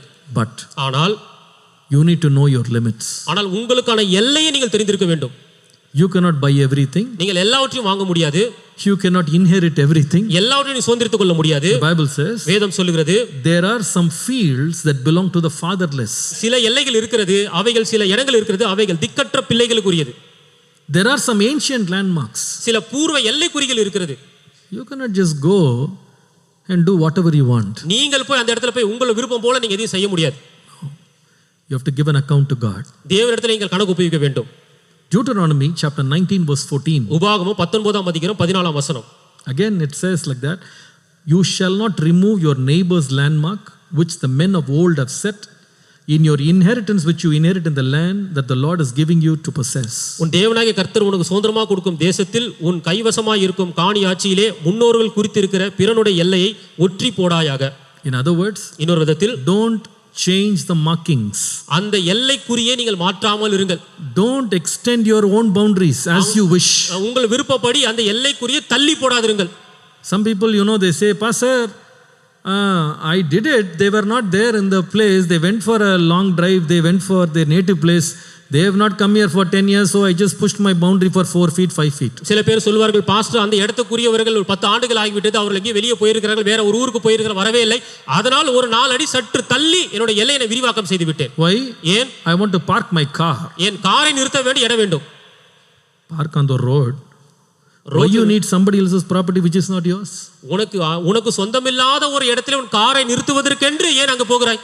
Somebody will say, Pastor, those people are not coming to claim. We don't know where the owner is. Therefore, I took that property. சில பேர் சொல்லுவார்கள், இந்த இடத்துக்கு சொந்தக்காரர் உரிமை கொண்டாடவில்லை, அவர் எங்கே போனார்னே தெரியல, இடத்துக்கு சொந்தக்காரரே தெரியல, அதனால நான் அதை எடுத்துக்கிட்டேன். Some people give a very, very wise, explanation. Pastor, if we don't inherit it, somebody will come and inherit it, Pastor. சில பேர் ஞானமான விளக்கம் சொல்வார்கள், பாஸ்டர், ஒருவேளை இந்த இடத்தை நான் அபகரித்துக் கொள்ளாவிட்டால் வேற யாராவது அபகரித்துக் கொள்வார்கள். That is not your business. இது உன்னுடைய வேலை அல்ல. If it is not your property, don't change the mark. உன்னுடைய சொத்து உன்னுடைய இடம் இல்லாத பட்சத்தில் அந்த எல்லைக்குறியை ஒற்றி போடாதே. There are some believers who are so presumptuous in trying to grab somebody's wealth and property with a very convenient explanation. சில விசுவாசி இருக்க மற்றவருடைய இடத்தை மற்றவருடைய சொத்தை அபகரிப்பதிலே நல்ல சௌகரியமான ஏற்றுக்கொள்ளத்தக்க ஒரு விளக்கத்தை கொடுத்து எடுத்துக்கொள்வார்கள். Some people know that there are some people in their family who don't know how to speak. They are very innocent, ignorant of the laws of the land, and they use it as a convenient plot to overturn them and grab their properties. சில பேர் சில குடும்பத்தில் எப்படி பேசுவது, எப்படி அதை கையாளுவது, இல்லை எப்படிப்பட்ட சட்ட திட்டங்கள் இருந்து எதை குறித்தும் தெரிய பேதையா இருப்பார்கள். அப்படிப்பட்ட ஒரு இடத்துல தந்திரமான திட்டங்களை உள்ளே புகுத்தி அந்த இடத்தை அபகரித்துக் கொள்வார்கள். Changing the name in the documents. அந்த பத்திரத்திலே பெயர்களை மாற்றுவது. You go into a house for a rent, and then after 10 years of staying there, when they say vacate the place, you demand 10 lakhs. Give me 10 lakhs when I'll go out. ஒரு வாடகை வீட்டில் போய் 10 ஆண்டுகள் இருந்து விட்டு 10 ஆண்டுகள் கழித்து அந்த வாடகைதாரர் நீ இந்த வீட்டை காலி செய் என்று சொல்லும் பொழுது, இல்ல நான் போறேன் 10 லட்சம் எனக்கு கொடு என்று கேட்பது. There are some people who are so cunning, they go into a house or just rent a shop, and that owner will be very innocent. He will believe, oh believer, what to do, he will be a good man. சில பேர் இருக்கிறார்கள், சில வாடகைக்கு அங்கு போவார்கள், கடையை வாடகை எடுப்பார்கள். அந்த வாடகைதாரர் என்ன நினைப்பார் சொன்னால், இவர் விசுவாசியா இருக்கிறார், நல்ல அப்பாவி என்று சொல்லி வாடகைக்கு விடுவார். What will this fellow do? இந்த நபர் என்ன செய்வார்? For 10 years paying the electricity bill in his own name. 10 வருஷமாக தன் சொந்த பெயரிலே அதுக்கு மின்சாரத்திற்கான கட்டணத்தை செலுத்துவார், மின் கட்டணத்தை. And then when the person comes to say, give me my place, you know what, this is my place already. 10 years I've been paying EB in my name. அந்த வாடகைதாரர் கேட்பார், என்னோட வீட்டை கொடுத்து விடு, சாவியை கொடுத்து விடு. அப்பொழுது இந்த வாடகை இருக்கிறவர் சொல்லுவார், உங்களுக்கு தெரியுங்களா, இது ஏன் இடம், ஏன் இதுல இருக்கு, நான் மின் கட்டணத்தை செலுத்துகிறேன். எல்லக்குரிய மாத்தி உங்களுக்கு இல்லாததெல்லாம் எடுத்துட்டு உட்கார்ந்துருந்தீங்கன்னா திருவிருந்தில் பங்கு பெறாதீங்க. உங்க குடும்பத்தின் மேல் அந்த சாபம் விலகவே விலகாது. நான் சும்மா சொல்றேன் நினைக்கிறேன், பைபிள்ல இருக்கு இதுக்கு. I'll show you an example. வேதத்திலிருந்து உங்களுக்கு எடுத்து காட்டுகிறேன். 1 Kings chapter 21. 1 ராஜாக்கள் 21ஆம் அதிகாரம். 19 verses if you read. 19 வசனங்கள். What is the incident there? அந்த சம்பவம் என்ன? You don't have to read it, I'll explain it. முழுதா படிக்க வேண்டாம், விளக்குகிறேன். There was a man called Naboth. Naboth என்கிறதான ஒரு மனிதன் இருக்கிறான். Now Naboth had a vineyard. நாபோத்துக்கு ஒரு திராட்சை தோட்டம் இருந்தது. His neighbor was King Ahab of Israel. அவனுடைய சக உடன் அவன் இருக்கிற பக்கத்தில் இருக்கிற அண்டைக்காரர் யார் என்று சொன்னால் இஸ்ரவேல் ராஜா ஆகாப் என்கிற ராஜா. Now one day Ahab looked at this property and went to Naboth and said, Naboth, I will pay you the money, give me this property because I want to have a vegetable garden. ஒரு நாள் இந்த Naboth இடத்துல போய் இந்த Ahab ராஜா சொன்னான், இந்த தோட்டத்தை பார்த்துவிட்டு, நாபோத் உனக்கு அந்த காசை நான் கொடுக்கிறேன், அந்த திராட்சை தோட்டம் எனக்கு கொடுத்து விடு, நான் கீரை தோட்டமாக மாற்ற விரும்புகிறேன். Naboth said, no, I'm sorry, I cannot give you my property. Naboth சொன்னா, இல்ல மன்னித்து விடுங்கள், என்னால் இந்த உரிமை சொத்தை கொடுக்க முடியாது. Why? These were given to be my forefathers. This is not for sale. I want to pass it on to my generations. இது என்னோட முற்பிதாக்களால் எனக்கு கொடுக்கப்பட்ட ஆஸ்தி, இதை நான் அடுத்த தலைமுறைக்கு கொண்டு கடத்தி செல்லணும் தவிர என்னால் விற்க முடியாது. When Ahab heard this, Ahab இதை கேள்விப்பட்ட பொழுது he went home, got very sad, did not eat his dinner, turned around in his bed and began to be very sorrowful. அந்த ஆகாப் இதை கேள்விப்பட்டது வீட்டுக்கு போய் அரண்மனைக்கு போய் மிக துக்கமாக இருந்து உணவு கூட அருந்தாமல் அவன் ஒரு கழித்து கொண்டு படுத்துக் கொண்டான். The wife comes, what happened to you? மனைவி வந்து கேட்கல, என்ன ஆனது உனக்கு? Oh, I asked the land, he is not giving me, that's why I'm very sad. அவன் இடத்தை நான் கேட்டேன், அவன் கொடுக்க மாட்டான்னு சொல்றான், அதனால ரொம்ப துக்கமா இருக்கிறேன். What are the options now? இப்பொழுது அவள் கொடுத்ததான தேர்வு என்ன? You could have gone and the whole country is before you. You need just a vegetable garden. You can buy anywhere. உனக்கு இந்த தேசம் முழுதும் இருக்குது, எங்க போய் எந்த இடத்தை வேணாலும் வாங்கலாம், இந்த சின்ன ஒரு திராட்சை தோட்டமா? But Jezebel said, his wife, ஆனால் யேசபேல் இப்படியாக சொன்னாள் அவள் மனைவி, you sleep, you go ahead with your business, I will take care of this problem. நீ பேசாம போய் தூங்கு, இந்த பிரச்சனையை நான் பார்த்துக் கொள்கிறேன். What is the taking care of this problem? இந்த பிரச்சனை கையாள்வது எப்படி? She organized 2 false witnesses, caught Naboth in a crime he did not do, killed him. ஒரு செய்யாத குற்றத்துக்கு நாபோத்தின் மீது குற்றம் சாட்டி அதுக்கு 2 பொய் சாட்சிகளை எழுப்பி நாபோத்தை கொன்றுவிட்டாள். And she came next day and told Ahab, oh, the land is available, now you can go for a walk. இப்பொழுது யேசபேல் வந்து தன் கணவனிடத்தில் ஆகாப் சொன்னாள், நீ போய் இப்போ போய் அதை சுதந்திரத்துக் கொள்ளலாம், நீ அதில் ஒரு நடைப்பயணத்தை செய்யலாம், அந்த இடம் உனக்காக இருக்கிறது போ. இவரு he goes for a walk, சுற்றி பார்க்கிறார் போய். இடம் கிடைச்சிருச்சு, மனைவி என்ன உஷாரா இருக்கா, ராஜாவுக்கு இல்லாத தைரியம் மனைவிக்கு இருக்கு. புகழ்ந்திருப்பார் மனசுல, நமக்கு கூட தைரியம் ஐடியா வரல, அடிச்சா ஒரே அடி தலை உருண்டு போச்சு, நிலம் கிடைச்சிருச்சு. She got the land. அவளுக்கு அந்த இடம் கையகப்படுத்தப்பட்டது. God sent his prophet. தேவன் இப்பொழுது தீர்க்கதரிசி அனுப்புகிறார். You killed innocent fellow and got this property. நீ குற்றமில்லாத ரத்தமாகிய நாபோத்தை அழித்து அந்த இடத்தை அபகரித்துக் கொண்டாய். He said, சொன்னார், dogs will lick your blood. நாய்கள் உன் ரத்தத்தை நக்கும். Exactly as the man of God prophesied, dogs licked the blood of Jezebel. துல்லியமாக அந்த தேவ மனுஷன் தீர்க்கதரிசனம் சொன்ன வார்த்தையின்படியாக நாபோத்தை கொன்றதற்காக அந்த ஆகாப் ராஜாவின் அந்த மாம்சத்தின் ரத்தத்தை நாய்கள் நக்கிற்று. This is not a plaything, my dear brothers and sisters. இது ஏதோ ஒரு விளையாட்டு காரியங்கள் அன்பா சகோதர சகோதரிகளே. Know your limits with what you secure and buy and add your boundaries. நீங்கள் எதையெல்லாம் வாங்குகிறீர்களோ எதெல்லாம் பெற்றுக்கொள்கிறீர்களோ அதிலே உங்களுடைய எல்லையை நீங்கள் வரையறுத்து ஜாக்கிரதையாக இருங்கள். There are some people, even in the Christian world, I find, they commit themselves to marriage with an ulterior aim of ripping off the properties from their in-laws. எனக்கு தெரிஞ்ச சில கிறிஸ்தவ குடும்பங்கள் இருக்கிறது, அவர்கள் கல்யாணம் பண்ணுவதே அவர்களோட தலையாய நோக்கம் குறிக்கோள் என்று சொன்னால் மாமியார் வீட்டிலிருந்து எவ்வளவுலாம் எடுக்க முடியுமோ அவ்வளவு எடுப்பதற்காகவே. சொத்தை பறிக்கிறதுக்குனே கல்யாணம். பொண்ணு இல்லை மாப்பிள்ளை இல்லை முக்கியம், சொத்து தான் கண்ணு.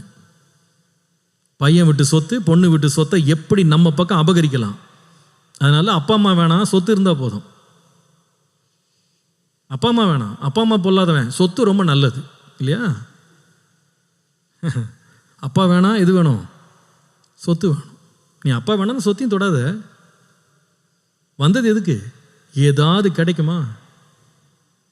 கொஞ்சம் ஏமாந்தா போதும், அவ்வளவு சுருட்டிடுறது ஒரு நிமிஷத்தில். பேர் என்ன? விசுவாசி. விசுவாசி. Maybe the widow, the orphan, the innocent, the ignorant may not come against you. ஒருவேளை அந்த விதவைகளோ இல்ல திக்கற்ற பிள்ளைகளாய் பேதைகளாய் இருப்பவர் உங்களிடத்தில் வராமல் இருக்கலாம். But God is watching. ஆனால் தேவன் அதை பார்த்து கொண்டு இருக்கிறார். God says, I will stand for these poor people. தேவன் சொல்ல, இவர்கள் பட்சத்தில், இந்த திக்கற்ற பிள்ளைகள் பட்சத்தில் நான் இருப்பேன். Who can withstand God? தேவனுக்கு முன்பாக எதிர்த்து யாரால் இருக்க முடியும்? My humble request to believers is, if you have any property, any document, anything that is not yours, but you have taken it unlawfully, today after the service, if you listen to God's voice today, go back, return those properties, return those documents. That is not supposed to be in your house.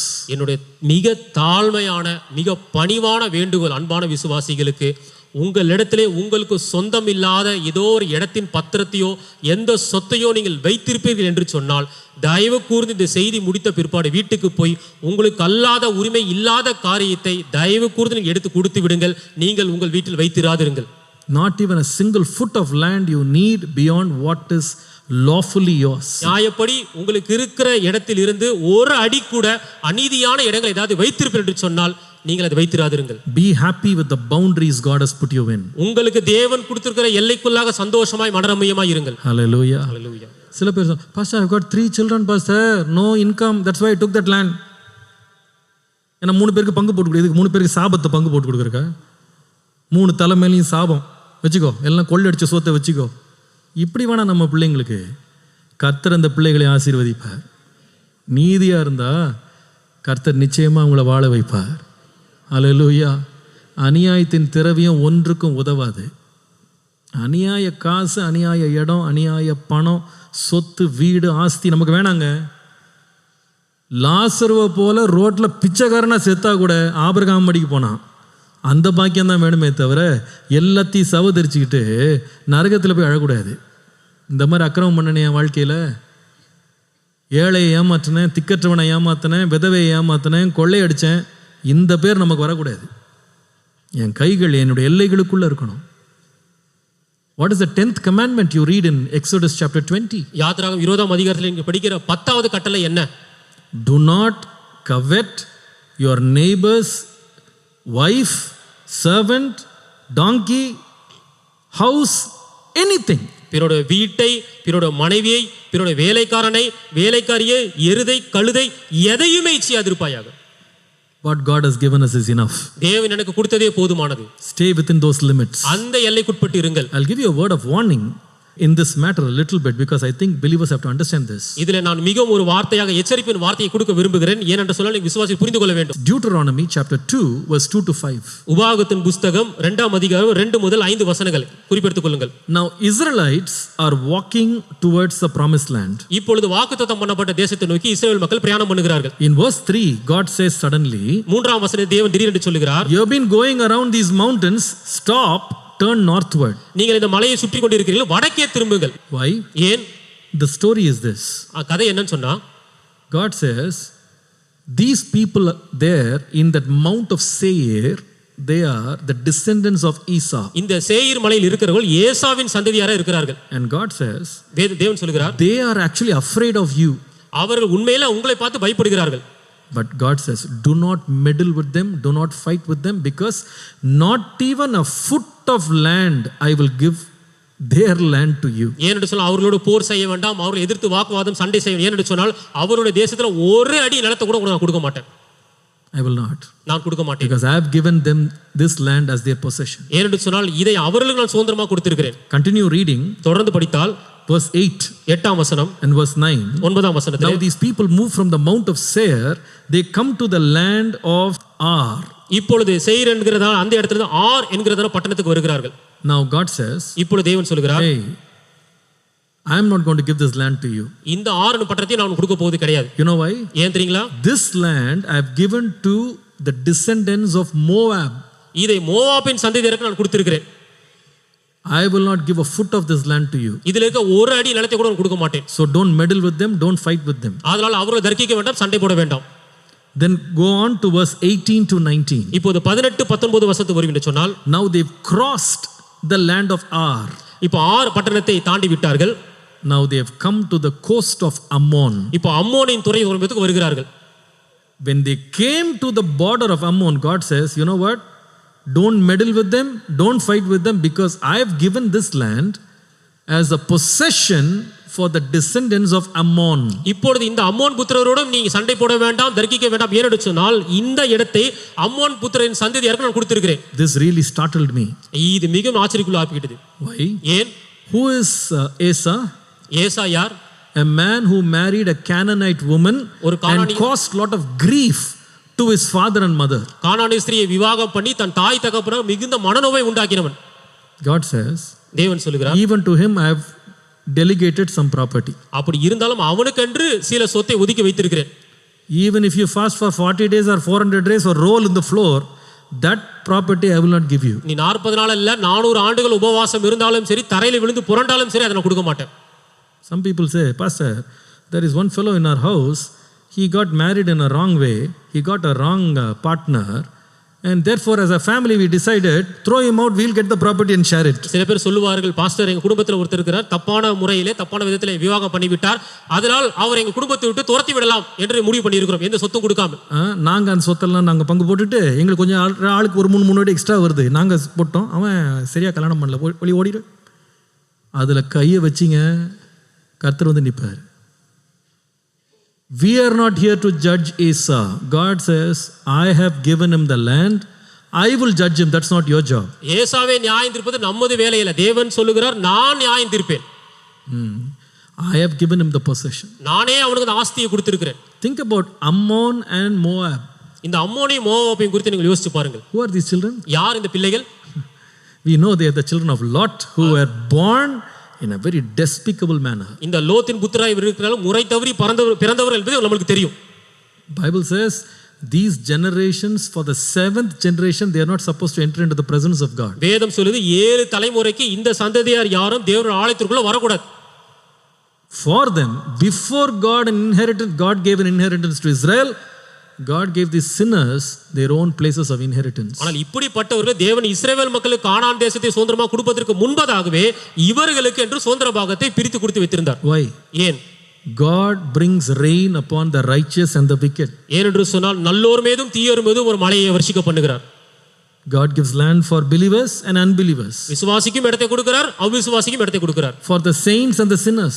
பாவிகளுக்கும் கொடுக்கிறார், பரிசுத்தவானுக்கும் கொடுக்கிறார். And God says, just because they are a sinner and they did something wrong, that doesn't give you permission to go and encroach their property. அவர்கள் பாவிகளா இருப்பதனால சில பாவத்தை செய்துவிட என்பதற்காக அவர்களுடைய இடத்தை நீ போய் முறை தவறி அபகரித்துக் கொள்வது அதற்கு நான் அனுமதிக்க மாட்டேன். Some people take verses out of context and they explain with a verse in the book of Proverbs which says God has given the labor for the wicked to amass wealth for the righteous. சில பேர் வசனத்தை தங்களுக்கு சாதகமாக காட்டுவார்கள். உதாரணமாக நீதிமொழிகளில் துன்மார்க்கனுடைய ஆஸ்தி நீதிமானுக்கு சேர்த்து வைக்கப்பட்டுகிறது என்று.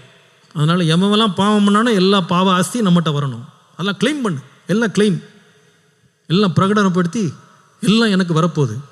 துன்மார்க்கனுக்கு அது சேர்த்து வைக்கும் தொல்லையை வச்சிருக்காரு, எல்லாம் நான் தான் சேர்க்க போகிறேன், அதுவும் வேலை இல்லை. கர்த்தர் கொடுப்பாரு, அது கொடுத்தா அது கொடுக்கட்டும், நாம் போய் அபகரிக்கக்கூடாது. கர்த்தர் சொல்கிறார், அதில் ஒரு அடி நிலத்தை அவனுக்கு கொடுக்க மாட்டேன், அவனுக்கு நான் கொடுத்துட்டேன். புரியுதா உங்களுக்கு? நீதிமான்களுக்கு மாத்திரம் இல்லைங்க, பாவிகளுடைய ப்ராப்பர்ட்டியில் கூட கை வைக்கிறவங்களுக்கு எந்த உரிமையும் கிடையாது. அவன் எவ்வளோ துன்மார்க்கன்னா பண்ணிட்டு போட்டோம், அது கர்த்தர் கணக்கு வைப்பார். மோவாபை எப்படி கணக்கு தீர்க்கணும் கர்த்தருக்கு தெரியும், அம்மோனை எப்படி கணக்கு தீர்க்கணும் கர்த்தருக்கு தெரியும், ஏசாவை எப்படி கேட்கணும்னு கர்த்தருக்கு தெரியும். நம்ம வேலை நியாயம் தீர்க்கிற வேலை. கர்த்தர் சொன்னார், நீ இஸ்ரவேலனாக இருந்தாலும் நீ விருத்த சேதனம் பண்ணியிருந்தாலும் நான் தான் இங்கே அதிபதி, என்னுடைய ஜூரிஸ்டிக்ஷனுக்கு மிஞ்சி நீ கையை வைக்கக்கூடாது, ஒரு அடி கொடுக்க மாட்டேன். The Holy Spirit is speaking to us today. இந்த நாளில் கூட பரிசுத்த ஆவியானவர் நம்மோடு பேசுகிறார். Stay within the limits when you secure property for yourself. உங்களுக்கென்று வாங்கக்கூடிய காரியங்களில் அந்த காரியங்கள் இடத்திலே உங்கள் எல்லைக்குட்பட்டிருங்கள். Finally, கடைசியாக Ephesians 4:26-27. எபேசியர் 4ஆம் அதிகாரம் 26-27 வசனங்கள். The third area we need to keep ourselves under limits. நீங்கள் உங்கள் எல்லைக்குட்பட்டிருக்க வேண்டிய மூன்றாவது பகுதி. What is that? அது என்ன? Be angry and do not sin. Do not let the sun go down on your wrath, nor give place to the devil. நீங்கள் கோபம் கொண்டாலும் பாவம் செய்யாதீர்கள், சூரியன் அஸ்தமிக்கிறதுக்கு முன்னாக உங்கள் எரிச்சல் தனியே கடவுது. பிசாசுக்கு இடம் கொடாமலும் இருங்கள். Third limits we need to fix is stay within the limits in storing anger in your heart. மூன்றாவது எல்லைக்குட்பட்டிருக்கிற வேண்டிய காரியங்கள், உங்கள் இருதயத்தில் சேர்த்து வைக்கிற கோபத்திலே ஒரு எல்லைக்குட்பட்டிருங்கள். Is there anybody here who cannot get angry or doesn't get angry? இங்க யாராச்சும் இருக்கீங்களா கோபமே எனக்கு வந்ததில்லை, கோபமே வராதுன்றவங்க யாராச்சும் இருக்கீங்களா? I don't think so. நான் அப்படி நினைக்கல இருப்பாங்கன்னு. Every one of us can get angry at one point or other. ஏதோ ஒரு தருணத்துல எல்லாரும் ஒரு தருணத்துல கோணத்துல நம்ம கோபப்படுவது உண்டு. The difference is how we express that anger. That's the difference. வித்தியாசம் என்னன்னா அந்த கோபத்தை எப்படி பிரதிபலிக்கிறோம்ன்றதுல வித்தியாசம் இருக்கும். Some people are loudly angry, some people are silently angry. சில பேர் சத்தமா கோபப்படுவாங்க, சில பேர் மௌனமா கோபப்படுவாங்க. Anger is always there. ஆனா கோபம் இருந்துட்டு தான் இருக்கும். If you are in a relationship, you will find that there are points where you disagree and anger rises up. நீங்கள் ஏதாவது ஒரு உறவுக்குள்ளாக இருக்கும் பொழுது, அந்த உறவிலே ஏதாவது ஒரு உங்களோட கருத்துக்கு எதிர்கருத்து வரும் பொழுது, அதை ஒத்துக்கொள்ளாத பொழுது தானாக கோபம் வந்துவிடும். Look at our children, how angry they get sometimes. நம்ம பிள்ளைகளை பாருங்க எப்படி கோபப்படுறாங்க சில வேளைகளிலே. Anger is there. அங்க கோபம் அங்க இருக்கிறது. But the Bible says ஆனா வேதம் சொல்கிறது there is a limit. ஆனா அதற்கு ஒரு எல்லை உண்டு. What is the limit? அந்த எல்லை என்ன? Before the sun goes down, your anger must cease. சூரியன் அஸ்தமிப்பதற்கு முன்பதாக உங்கள் கோபம் தணிந்து விட வேண்டும். If it doesn't cease, you will sin and you will give a place to Satan. ஒருவேளை இது தணியவில்லை என்று சொன்னால் நீங்கள் பாவம் செய்கிறீர்கள், பிசாசுக்கு இடம் கொடுத்து விடுகிறீர்கள். If you come to Ephesians 4:31, எபேசியர் 4:31 பாருங்க. you can see how this anger gets processed stage by stage. இந்த கோபம் என்பது எப்படி ஒரு பரிணாம வளர்ச்சிப்பட்டு ஒரு எல்லைக்கு மேல் போய் கொண்டே இருக்கிறது என்று. How does it begin? எப்படி ஆரம்பிக்கிறது? The verse says, வசனம் சொல்கிறது, bitterness, wrath, anger, clamor, evil speaking and malice. கசப்பு, கோபம், மூர்க்கம், கூக்குரல், தூஷணம், துர்குணம். I'll put these 6 stages. இதை 6 நிலைகளாக நான் பிரித்து சொல்லுகிறேன். First, it starts with bitterness. முதலாவது கசப்புல ஆரம்பிக்குது. What is bitterness? The Bible says it's a root. வேதம் சொல்லுகிறது கசப்பு தான் எல்லாத்துக்கும் வேரா இருக்கிறது. It's like a root. அதுதான் வேர். Can you ever hear the root drilling itself into the ground? வேர் உள்ள போற சத்தத்தை உங்களால் கேட்க முடியுமா? என்னப்பா சவுண்ட் வருது? வேர் போயிட்டு இருக்கு பாஸ்டர் உள்ள. எங்கேயாவது சொல்றது கேட்டிருக்கீங்களா? The root goes into the ground without a noise. அந்த வேர் என்பது உள்ளே போகிற சத்தம் இல்லாமல், சமிகை இல்லாமல், மௌனமாக சத்தம் இல்லாமல் போகும். That is bitterness. இதுதான் கசப்பு. First stage is you don't say anything, no reaction, but it is there. It is going inside. முதலாவது நிலை என்பது நீங்க எதுவும் சொல்ல மாட்டீங்க, வார்த்தையை எதையும் வெளிப்படுத்த மாட்டீங்க, ஆனா மௌனமாக உள்ளுக்குள் போய் கொண்டே இருக்கும். Bitterness. கசப்பு. If you chop off that root, the problem is solved. அப்போதே அந்த வேரை நீங்கள் அறுத்து விட்டால் பிரச்சனை தீர்ந்தாயிற்று. But if you let the root grow, ஆனால் நீங்கள் அந்த வேரை வளர விடுங்கள் சொன்னால், it turns into rage. அது கோபமாக மாறும். Rage. What is rage? கோபம்ன்றது என்னன்னா, in the Greek word it says hot. That's the word that is used. கிரேக்க மொழியிலே, கிரேக்க பதத்திலே இந்த கோபம் என்கிற வார்த்தைக்கு சூடாய் இருப்பது. Somebody is very very hot today. சில பேர் சொல்லுவாங்க இன்னைக்கு ரொம்ப சூடா இருக்கிறாரு. Let's see. That's how it begins. இப்படி தான் தொடங்கும். Now hot or that rage turns into anger. இந்த கோபமா இருக்கிற காரியம் இது வளர்ந்து ஒரு ஆத்திரமாக, மூர்க்கமாக மாறிவிடும். What is anger? இந்த மூர்க்கம் என்றால் என்ன? The Greek word is boiling hot. கொதிக்கிற தன்மை. Boiling. கொதிக்குது. Now root to the hot to the boiling. இப்பொழுது வேராய் இருந்தது ஆத்திரமாய் மாறி, கசப்பது கோபம் மாறி இப்போ மூர்க்கமாய் மாறிவிட்டது. Now next stage, if you don't stop it, is the next stage is brawling. இப்பொழுது அடுத்த நிலைக்கு போகிறது. இது நீங்கள் கட்டுப்படுத்த அடுத்த நிலை கூக்குரல். கொதிச்சு விசில் அடிக்குது பாஸ்டர், ஊரெல்லாம் கேக்குது பாஸ்டர். கோவம் தாங்க முடியல, வாயை திறந்தாரு பாஸ்டர், 10 வீடு கேக்குது. நடக்குதா இல்லையா? நீங்க சிரிக்கிறத பார்த்தா நடக்குது போல இருக்குன்னு. எல்லா இடத்துலையும் அப்படிதான். அமைதியாக இருந்தேன் பாஸ்டர், ரொம்ப டென்ஷன் ஏற்றிட்டு இருந்தாலும் கத்திவிட்டேன் பாஸ்டர், அவ்வளோதான். 10 வீடு சுவிசேஷம் கேட்டுருச்சு. இன்னார் வீட்டில் சண்டை போடுறாங்க. brawling. Now brawling, if you don't control, goes to the next stage, which is slander. இப்போ இந்த சண்டையின் அளவை நீங்கள் கட்டுப்படுத்த விட்டால் இது அடுத்த நிலைக்கு இப்போ தூஷணம். கசப்பு, கோபம், மூர்க்கம், கூக்குரல், இப்போ என்ன ஆயிடுச்சு? தூஷணம். ஃபுல்லாக கெட்ட வார்த்தை தான். எல்லாம் unknown tongues, அந்நிய பாஷை. வேற மாதிரி ஒரு அந்நிய பாஷை, காது கொடுத்து கேட்க முடியாது. எல்லாம் தூஷணம். Now தூஷணம் ஒரு லெவலுக்கு போகுது. After this slander, the Bible says malice and all kinds of bad characters. எல்லா துர்குணம். புரிஞ்சுச்சவங்க எப்படி ஆரம்பிக்குதுன்னு? கசப்புலேருந்து கோபம், கோபத்திலிருந்து மூர்க்கம், மூர்க்கத்திலிருந்து கூக்குரல், கூக்குரலிருந்து தூஷணம், தூஷணத்திலிருந்து துர்குணம். அவ்வளோதான். அம்மா மொத்தமாக மாறி போச்சு. எல்லா குணமே துர்குணமாக மாறி போச்சு. ஆண்டவர் சொல்றாரு, கோபம் கொள்ளு, ஆனால் அது சூரியன் அஸ்தமிக்கிறதுக்கு முன்னாடி முடிச்சிரு. Enough. That's the best time you can give. Before the sun goes down, get off your anger. சூரியன் அஸ்தமிப்பதற்குள்ளாக உன் கோபத்தை விட்டுவிடு. If you extend it to the next day, you will spoil yourself, you will spoil somebody. நீங்கள் ஒருவேளை இந்த கோபத்தை அடுத்த நாளுக்கு நீட்டிக்க செய்வீர்கள் என்று சொன்னால் நீங்கள் உங்களையும் அழித்து வேற யாரையும் அழித்து விடுகிறீர்கள். Set a limit to your anger. உங்களோட கோபத்திற்கு ஒரு வரையறை எல்லை வையுங்கள். How many families are destroyed, how many relationships are broken just because somebody did not know how to limit their anger. எத்தனை குடும்பங்கள் எத்தனை உறவுகள் சீரழிந்து இருக்கிறது அந்த கோபத்தை எப்படி கட்டுப்படுத்த தெரியாதது நிமித்தமாக. Every night we need to check if my anger is finished. ஒவ்வொரு இரவும் நீங்கள் சோதித்து பார்க்க வேண்டும், என்னோட கோபம் என்னை விட்டு தணிந்து விட்டதா. Don't go to bed with anger. படுக்கைக்கு கோபத்தோடு செல்லாதிருங்கள். A small illustration, I hope I will make my point very clear. ஒரு சின்ன ஒரு விளக்கம் என்னோட குறிப்பை தெளிவுபடுத்துவதற்காக சொல்லுகிறேன். Some years ago, சில ஆண்டுகளுக்கு முன்பதாக there was a street dog, a stray dog, a small puppy which came to our house. ஒரு சின்ன ஒரு திருநாய், சின்ன ஒரு நாய்க்குட்டி எங்கள் வீட்டுக்கு வந்தது. We were very compassionate and we started giving some food. நாங்கள் அது இறக்கப்பட்டு கரிசனைப்பட்டு அதுக்கு சில ஆகாரத்தை கொடுத்தோம். And the stray dog became so faithful to us. அந்த திருநாய் நாய்க்குட்டி எங்களுக்கு மிக விசுவாசமாய் நன்றி உள்ளவரோடு மாறிவிட்டது. It began to grow, our generosity also began to grow. அது வளர வளர எங்களோட உதாரத்தனமும் தயாளகுணமும் வளர்ந்து விட்டது. Wherever we go, whether it is our house or hotel, we forget our embarrassment, take a cover, collect the bones and bring it to this dog.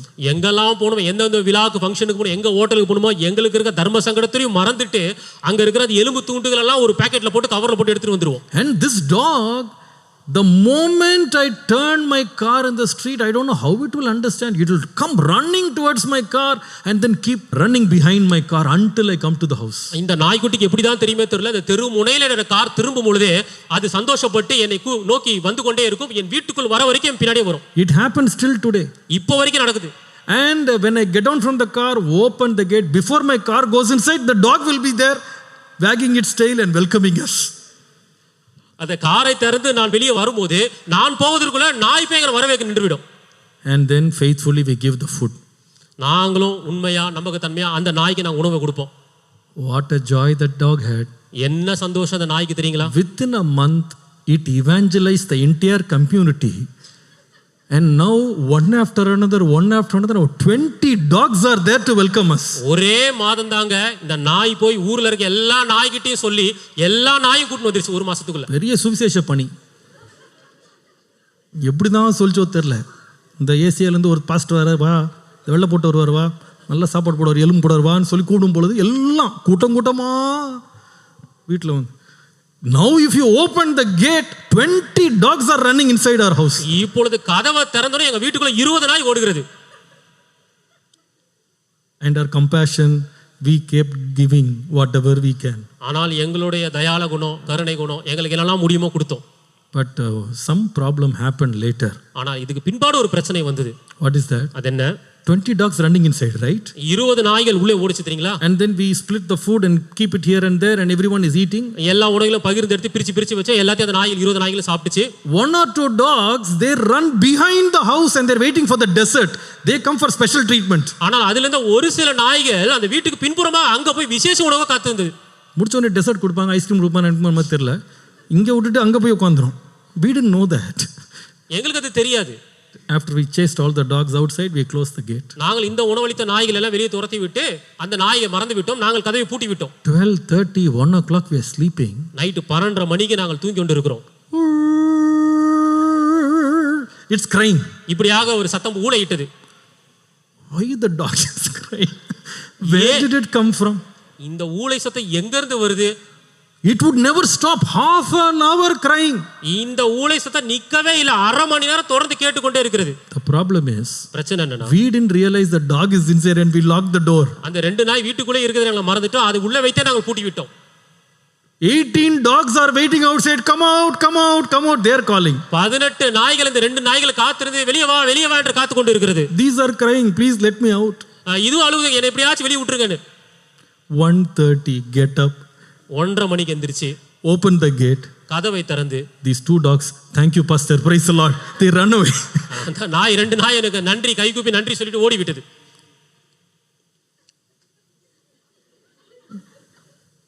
Now இப்போ every night, ஒவ்வொரு இரவும் before we lock the gate, நாங்கள் கதவை தாளிடுவதற்கு முன்பதாக check for any dogs in the compound. அந்த காம்பவுண்டுக்குள்ள நாய் எங்கேயாச்சும் இருக்கா நாங்கள் பார்ப்பது உண்டு. Chase it out, then close the gate. அப்புறம் துரத்தி விட்டு தான் நாங்கள் மூடுவது உண்டு. Why did I tell this story? ஏன் இந்த கதையை நான் சொல்றேன்? Before you end the night, நீங்கள் உங்கள் இரவை தொடங்குவதற்கு முன்பதாக check for any angry dogs inside. உங்கள் இருதயத்துக்குள்ள எந்த கோபத்தின் நாய் இருக்கிறதா சோதித்து பாருங்கள். நாய் துரத்திட்டு தான் படுக்க போகணும். If you don't chase the dog and you go to sleep, ஒருவேளை இந்த நாயை நீங்கள் துரத்தாமல் நீங்கள் தூக்கத்திற்கு செல்வீர்கள் என்று சொன்னால் படுக்கைக்கு 1:30 that sound will come. 1:30 மணிக்கு ஒரு ஊளை எழுகிற சத்தம் கேட்கும். Suddenly you wake up from your sleep. திடீரென்று எழுப்புவீங்க தூக்கத்திலிருந்து.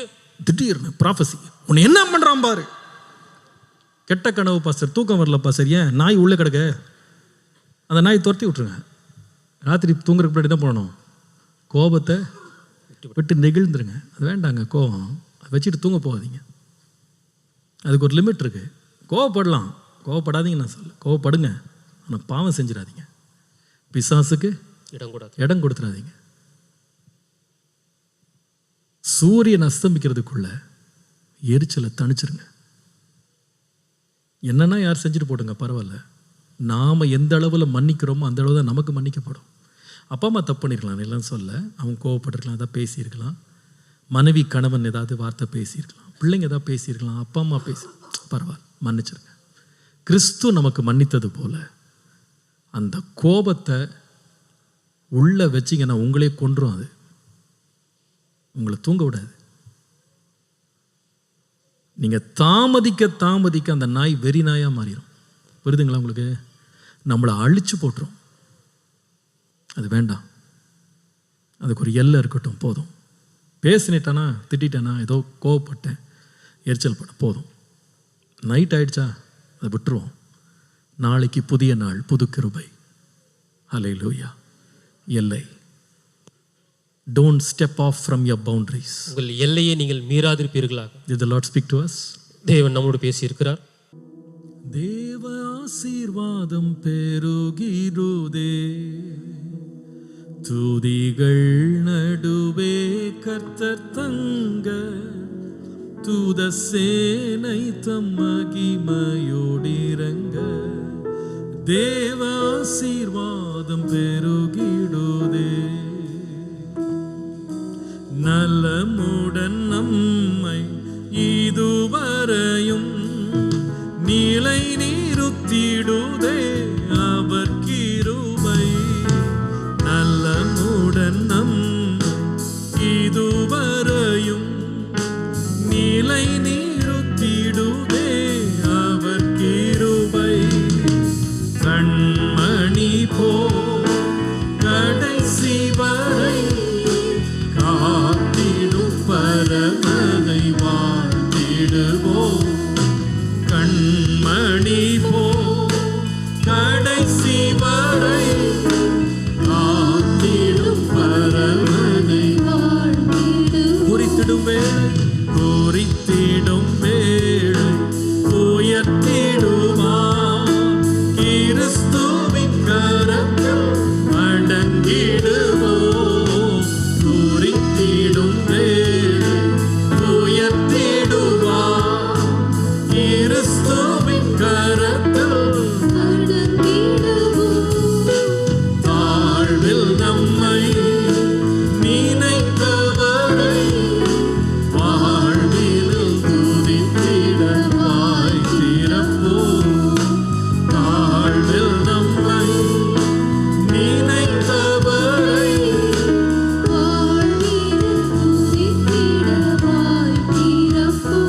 தேவ ஆசீர்வாதம் பெருகிடுதே. இன்றைக்கு நம்மளை ஒரு முறை தற்போது செய்வோம். என் எல்லைகளை மீறிட்டு இருக்கேனா? தேவன் எனக்கு குறிக்காத எல்லைக்குள்ள நான் கால் வச்சிருக்கிறேனா? தேவனுக்கு முன்பாக பதறி பேசுற பழக்கம் எனக்கு இருக்கா? எனக்கு புரியலை தான், அந்த பிரச்சனைக்கு எனக்கு தீர்வு இல்லை. ஆனால் பாஸ்டர் நான் எதையா பேசி விட்டுறேன் பாஸ்டர், ஏதாவது ஆண்டரை பற்றி தூஷிச்சிடறேன் பாஸ்டர். அது என்னால் இன்னைக்கு ஆண்டர் என்னோட உணர்த்தினார். God spoke to me. I crossed the limits. தேவனோடு பேசினார். I sometimes murmur against God. ஆண்டவரே என் எல்லைகளை மீறாமல் இருக்க கிருபை தாரும். I I don't get explanations. என்னால் விளக்கங்கள் கண்டுபிடிக்க முடியல. பட் கர்த்தர் நல்லவர் என்பதை அறிந்திருக்கிறேன். இனி தேவனுக்கு விரோதமாய் பேசாதபடி என் எல்லைகளுக்குள்ளே இருக்க கிருபை தாரும். Help me to stay within my boundaries. Maybe the Lord is speaking to you today. I have stepped into the boundaries of my neighbors, my family, somebody who is destitute. யாரோ ஒரு திக்கற்றவர்கள், என் குடும்பத்தார், ஏழைகள், பலவீனருடைய எல்லைகளுக்குள்ள நான் ஸ்டெப் பண்ணிட்டேன். இன்னைக்கு ஆண்டவர் பேசியிருந்தா, அநியாயமாய் வாங்கினதெல்லாம் திரும்ப கொடுத்துட்றேன். எனக்கு அது வேணும். I don't need it.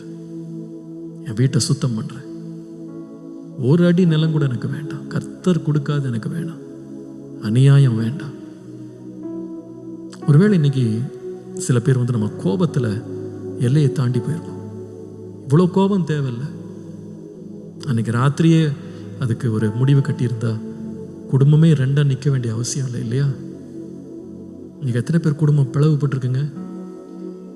முகத்தை கூட பார்க்கறது இல்லை, பேசுறது இல்லை. ஆனால் என்ன சொல்கிறோம்? இயேசுனுடைய சீஷன் எப்படி சொல்கிறோம் பார்த்தீங்களா? ஆண்டவரே, என் கோபத்தை விட்டுறது கிருபை தாரும். எல்லாம் மீறி போது என் கோபம். இப்படிப்பட்ட வார்த்தைகள், தூஷணெல்லாம் என் வாயிலிருந்து வருதா? இந்த ராத்திரி நான் மன்னிச்சுக்கலாம், மறந்துருக்கலாம். என் பிள்ளை தானே, என் சொந்தம் தானே, எங்கள் அப்பா தானே, எங்கள் அம்மா தானே, விட்டுருக்கலாம். இவ்வளவு கோபம், எவ்வளோ ஒரு கெட்ட சாட்சி. எல்லாம் மீறி போய் சமாதானம் போய், செழிப்பு போய், நன்மை போய், உயர்வு போய், எல்லாம் போய் நிற்கிறோம் பார்த்தீங்களா? ஆண்டவரே, என் கோபத்துக்கு எல்லையை கொடுத்துருக்குறீங்க. அந்த எல்லையை கடக்காமல் இருக்க கிருபை தாரும். எல்லையை மீற மாட்டேன். If the Lord has ministered to you, convicted you, get rid of whatever makes the Lord sad. கர்த்தரை துக்கப்படுத்துகிற எந்த காரியம் கர்த்தர் இன்னைக்கு பேசியிருந்தாலும் இன்னைக்கு அவட விட்டுருங்க. அதை தொடராதீங்க. எல்லைகளுக்குள்ளே இருங்க. தேவனால் ஆசீர்வதிக்கப்படுங்க. கரங்களை உயர்த்தி கர்த்தர்கிட்ட ஜெபம் பண்ணுவோமா? Lord, today we commit our lives once again at your altar. உம்முடைய பலிபீடத்தில் எங்கள் வாழ்க்கையை நாங்கள் சமர்ப்பிக்கிறோம்ப்பா. Holy Spirit, Holy Spirit, cleanse us. Bring us back into the boundaries. எங்களை மீண்டும் எல்லைகளுக்குள்ளே கொண்டு வாங்க ஆண்டவரே. எல்லை மீறி போகக்கூடாது. எனக்கு குறித்திருக்கிறத நிறைவேற்றுங்க. நேர்த்தியான இடங்களில் எனக்கு எல்லைகள் கர்த்தர் கொடுத்திருக்கிறார். சிறப்பான சுதந்திரத்தை ஆயத்தம் பண்ணியிருக்கிறார். எல்லை மீறி போய் அதை இழந்துடக்கூடாது. கிருபை தாங்க, கிருபை தாங்க. இந்த ஆராதனை உங்களுக்கு ஆசீர்வாதமாய் அமைந்தது என்று நாங்கள் விசுவாசிக்கிறோம். மேலும் எங்கள் ஆராதனைகளை நீங்கள் காண விரும்பினால் ஏசிய ஆவடி என்ற யூடியூப் சேனலை சப்ஸ்கிரைப் செய்யும்படி கேட்டுக்கொள்கிறோம். மற்றும் இந்நிகழ்ச்சியின் மூலம் நீங்கள் பெற்றுக்கொண்ட ஆசீர்வாதங்களை எங்களோடு பகிர்ந்து கொள்ளுங்கள்.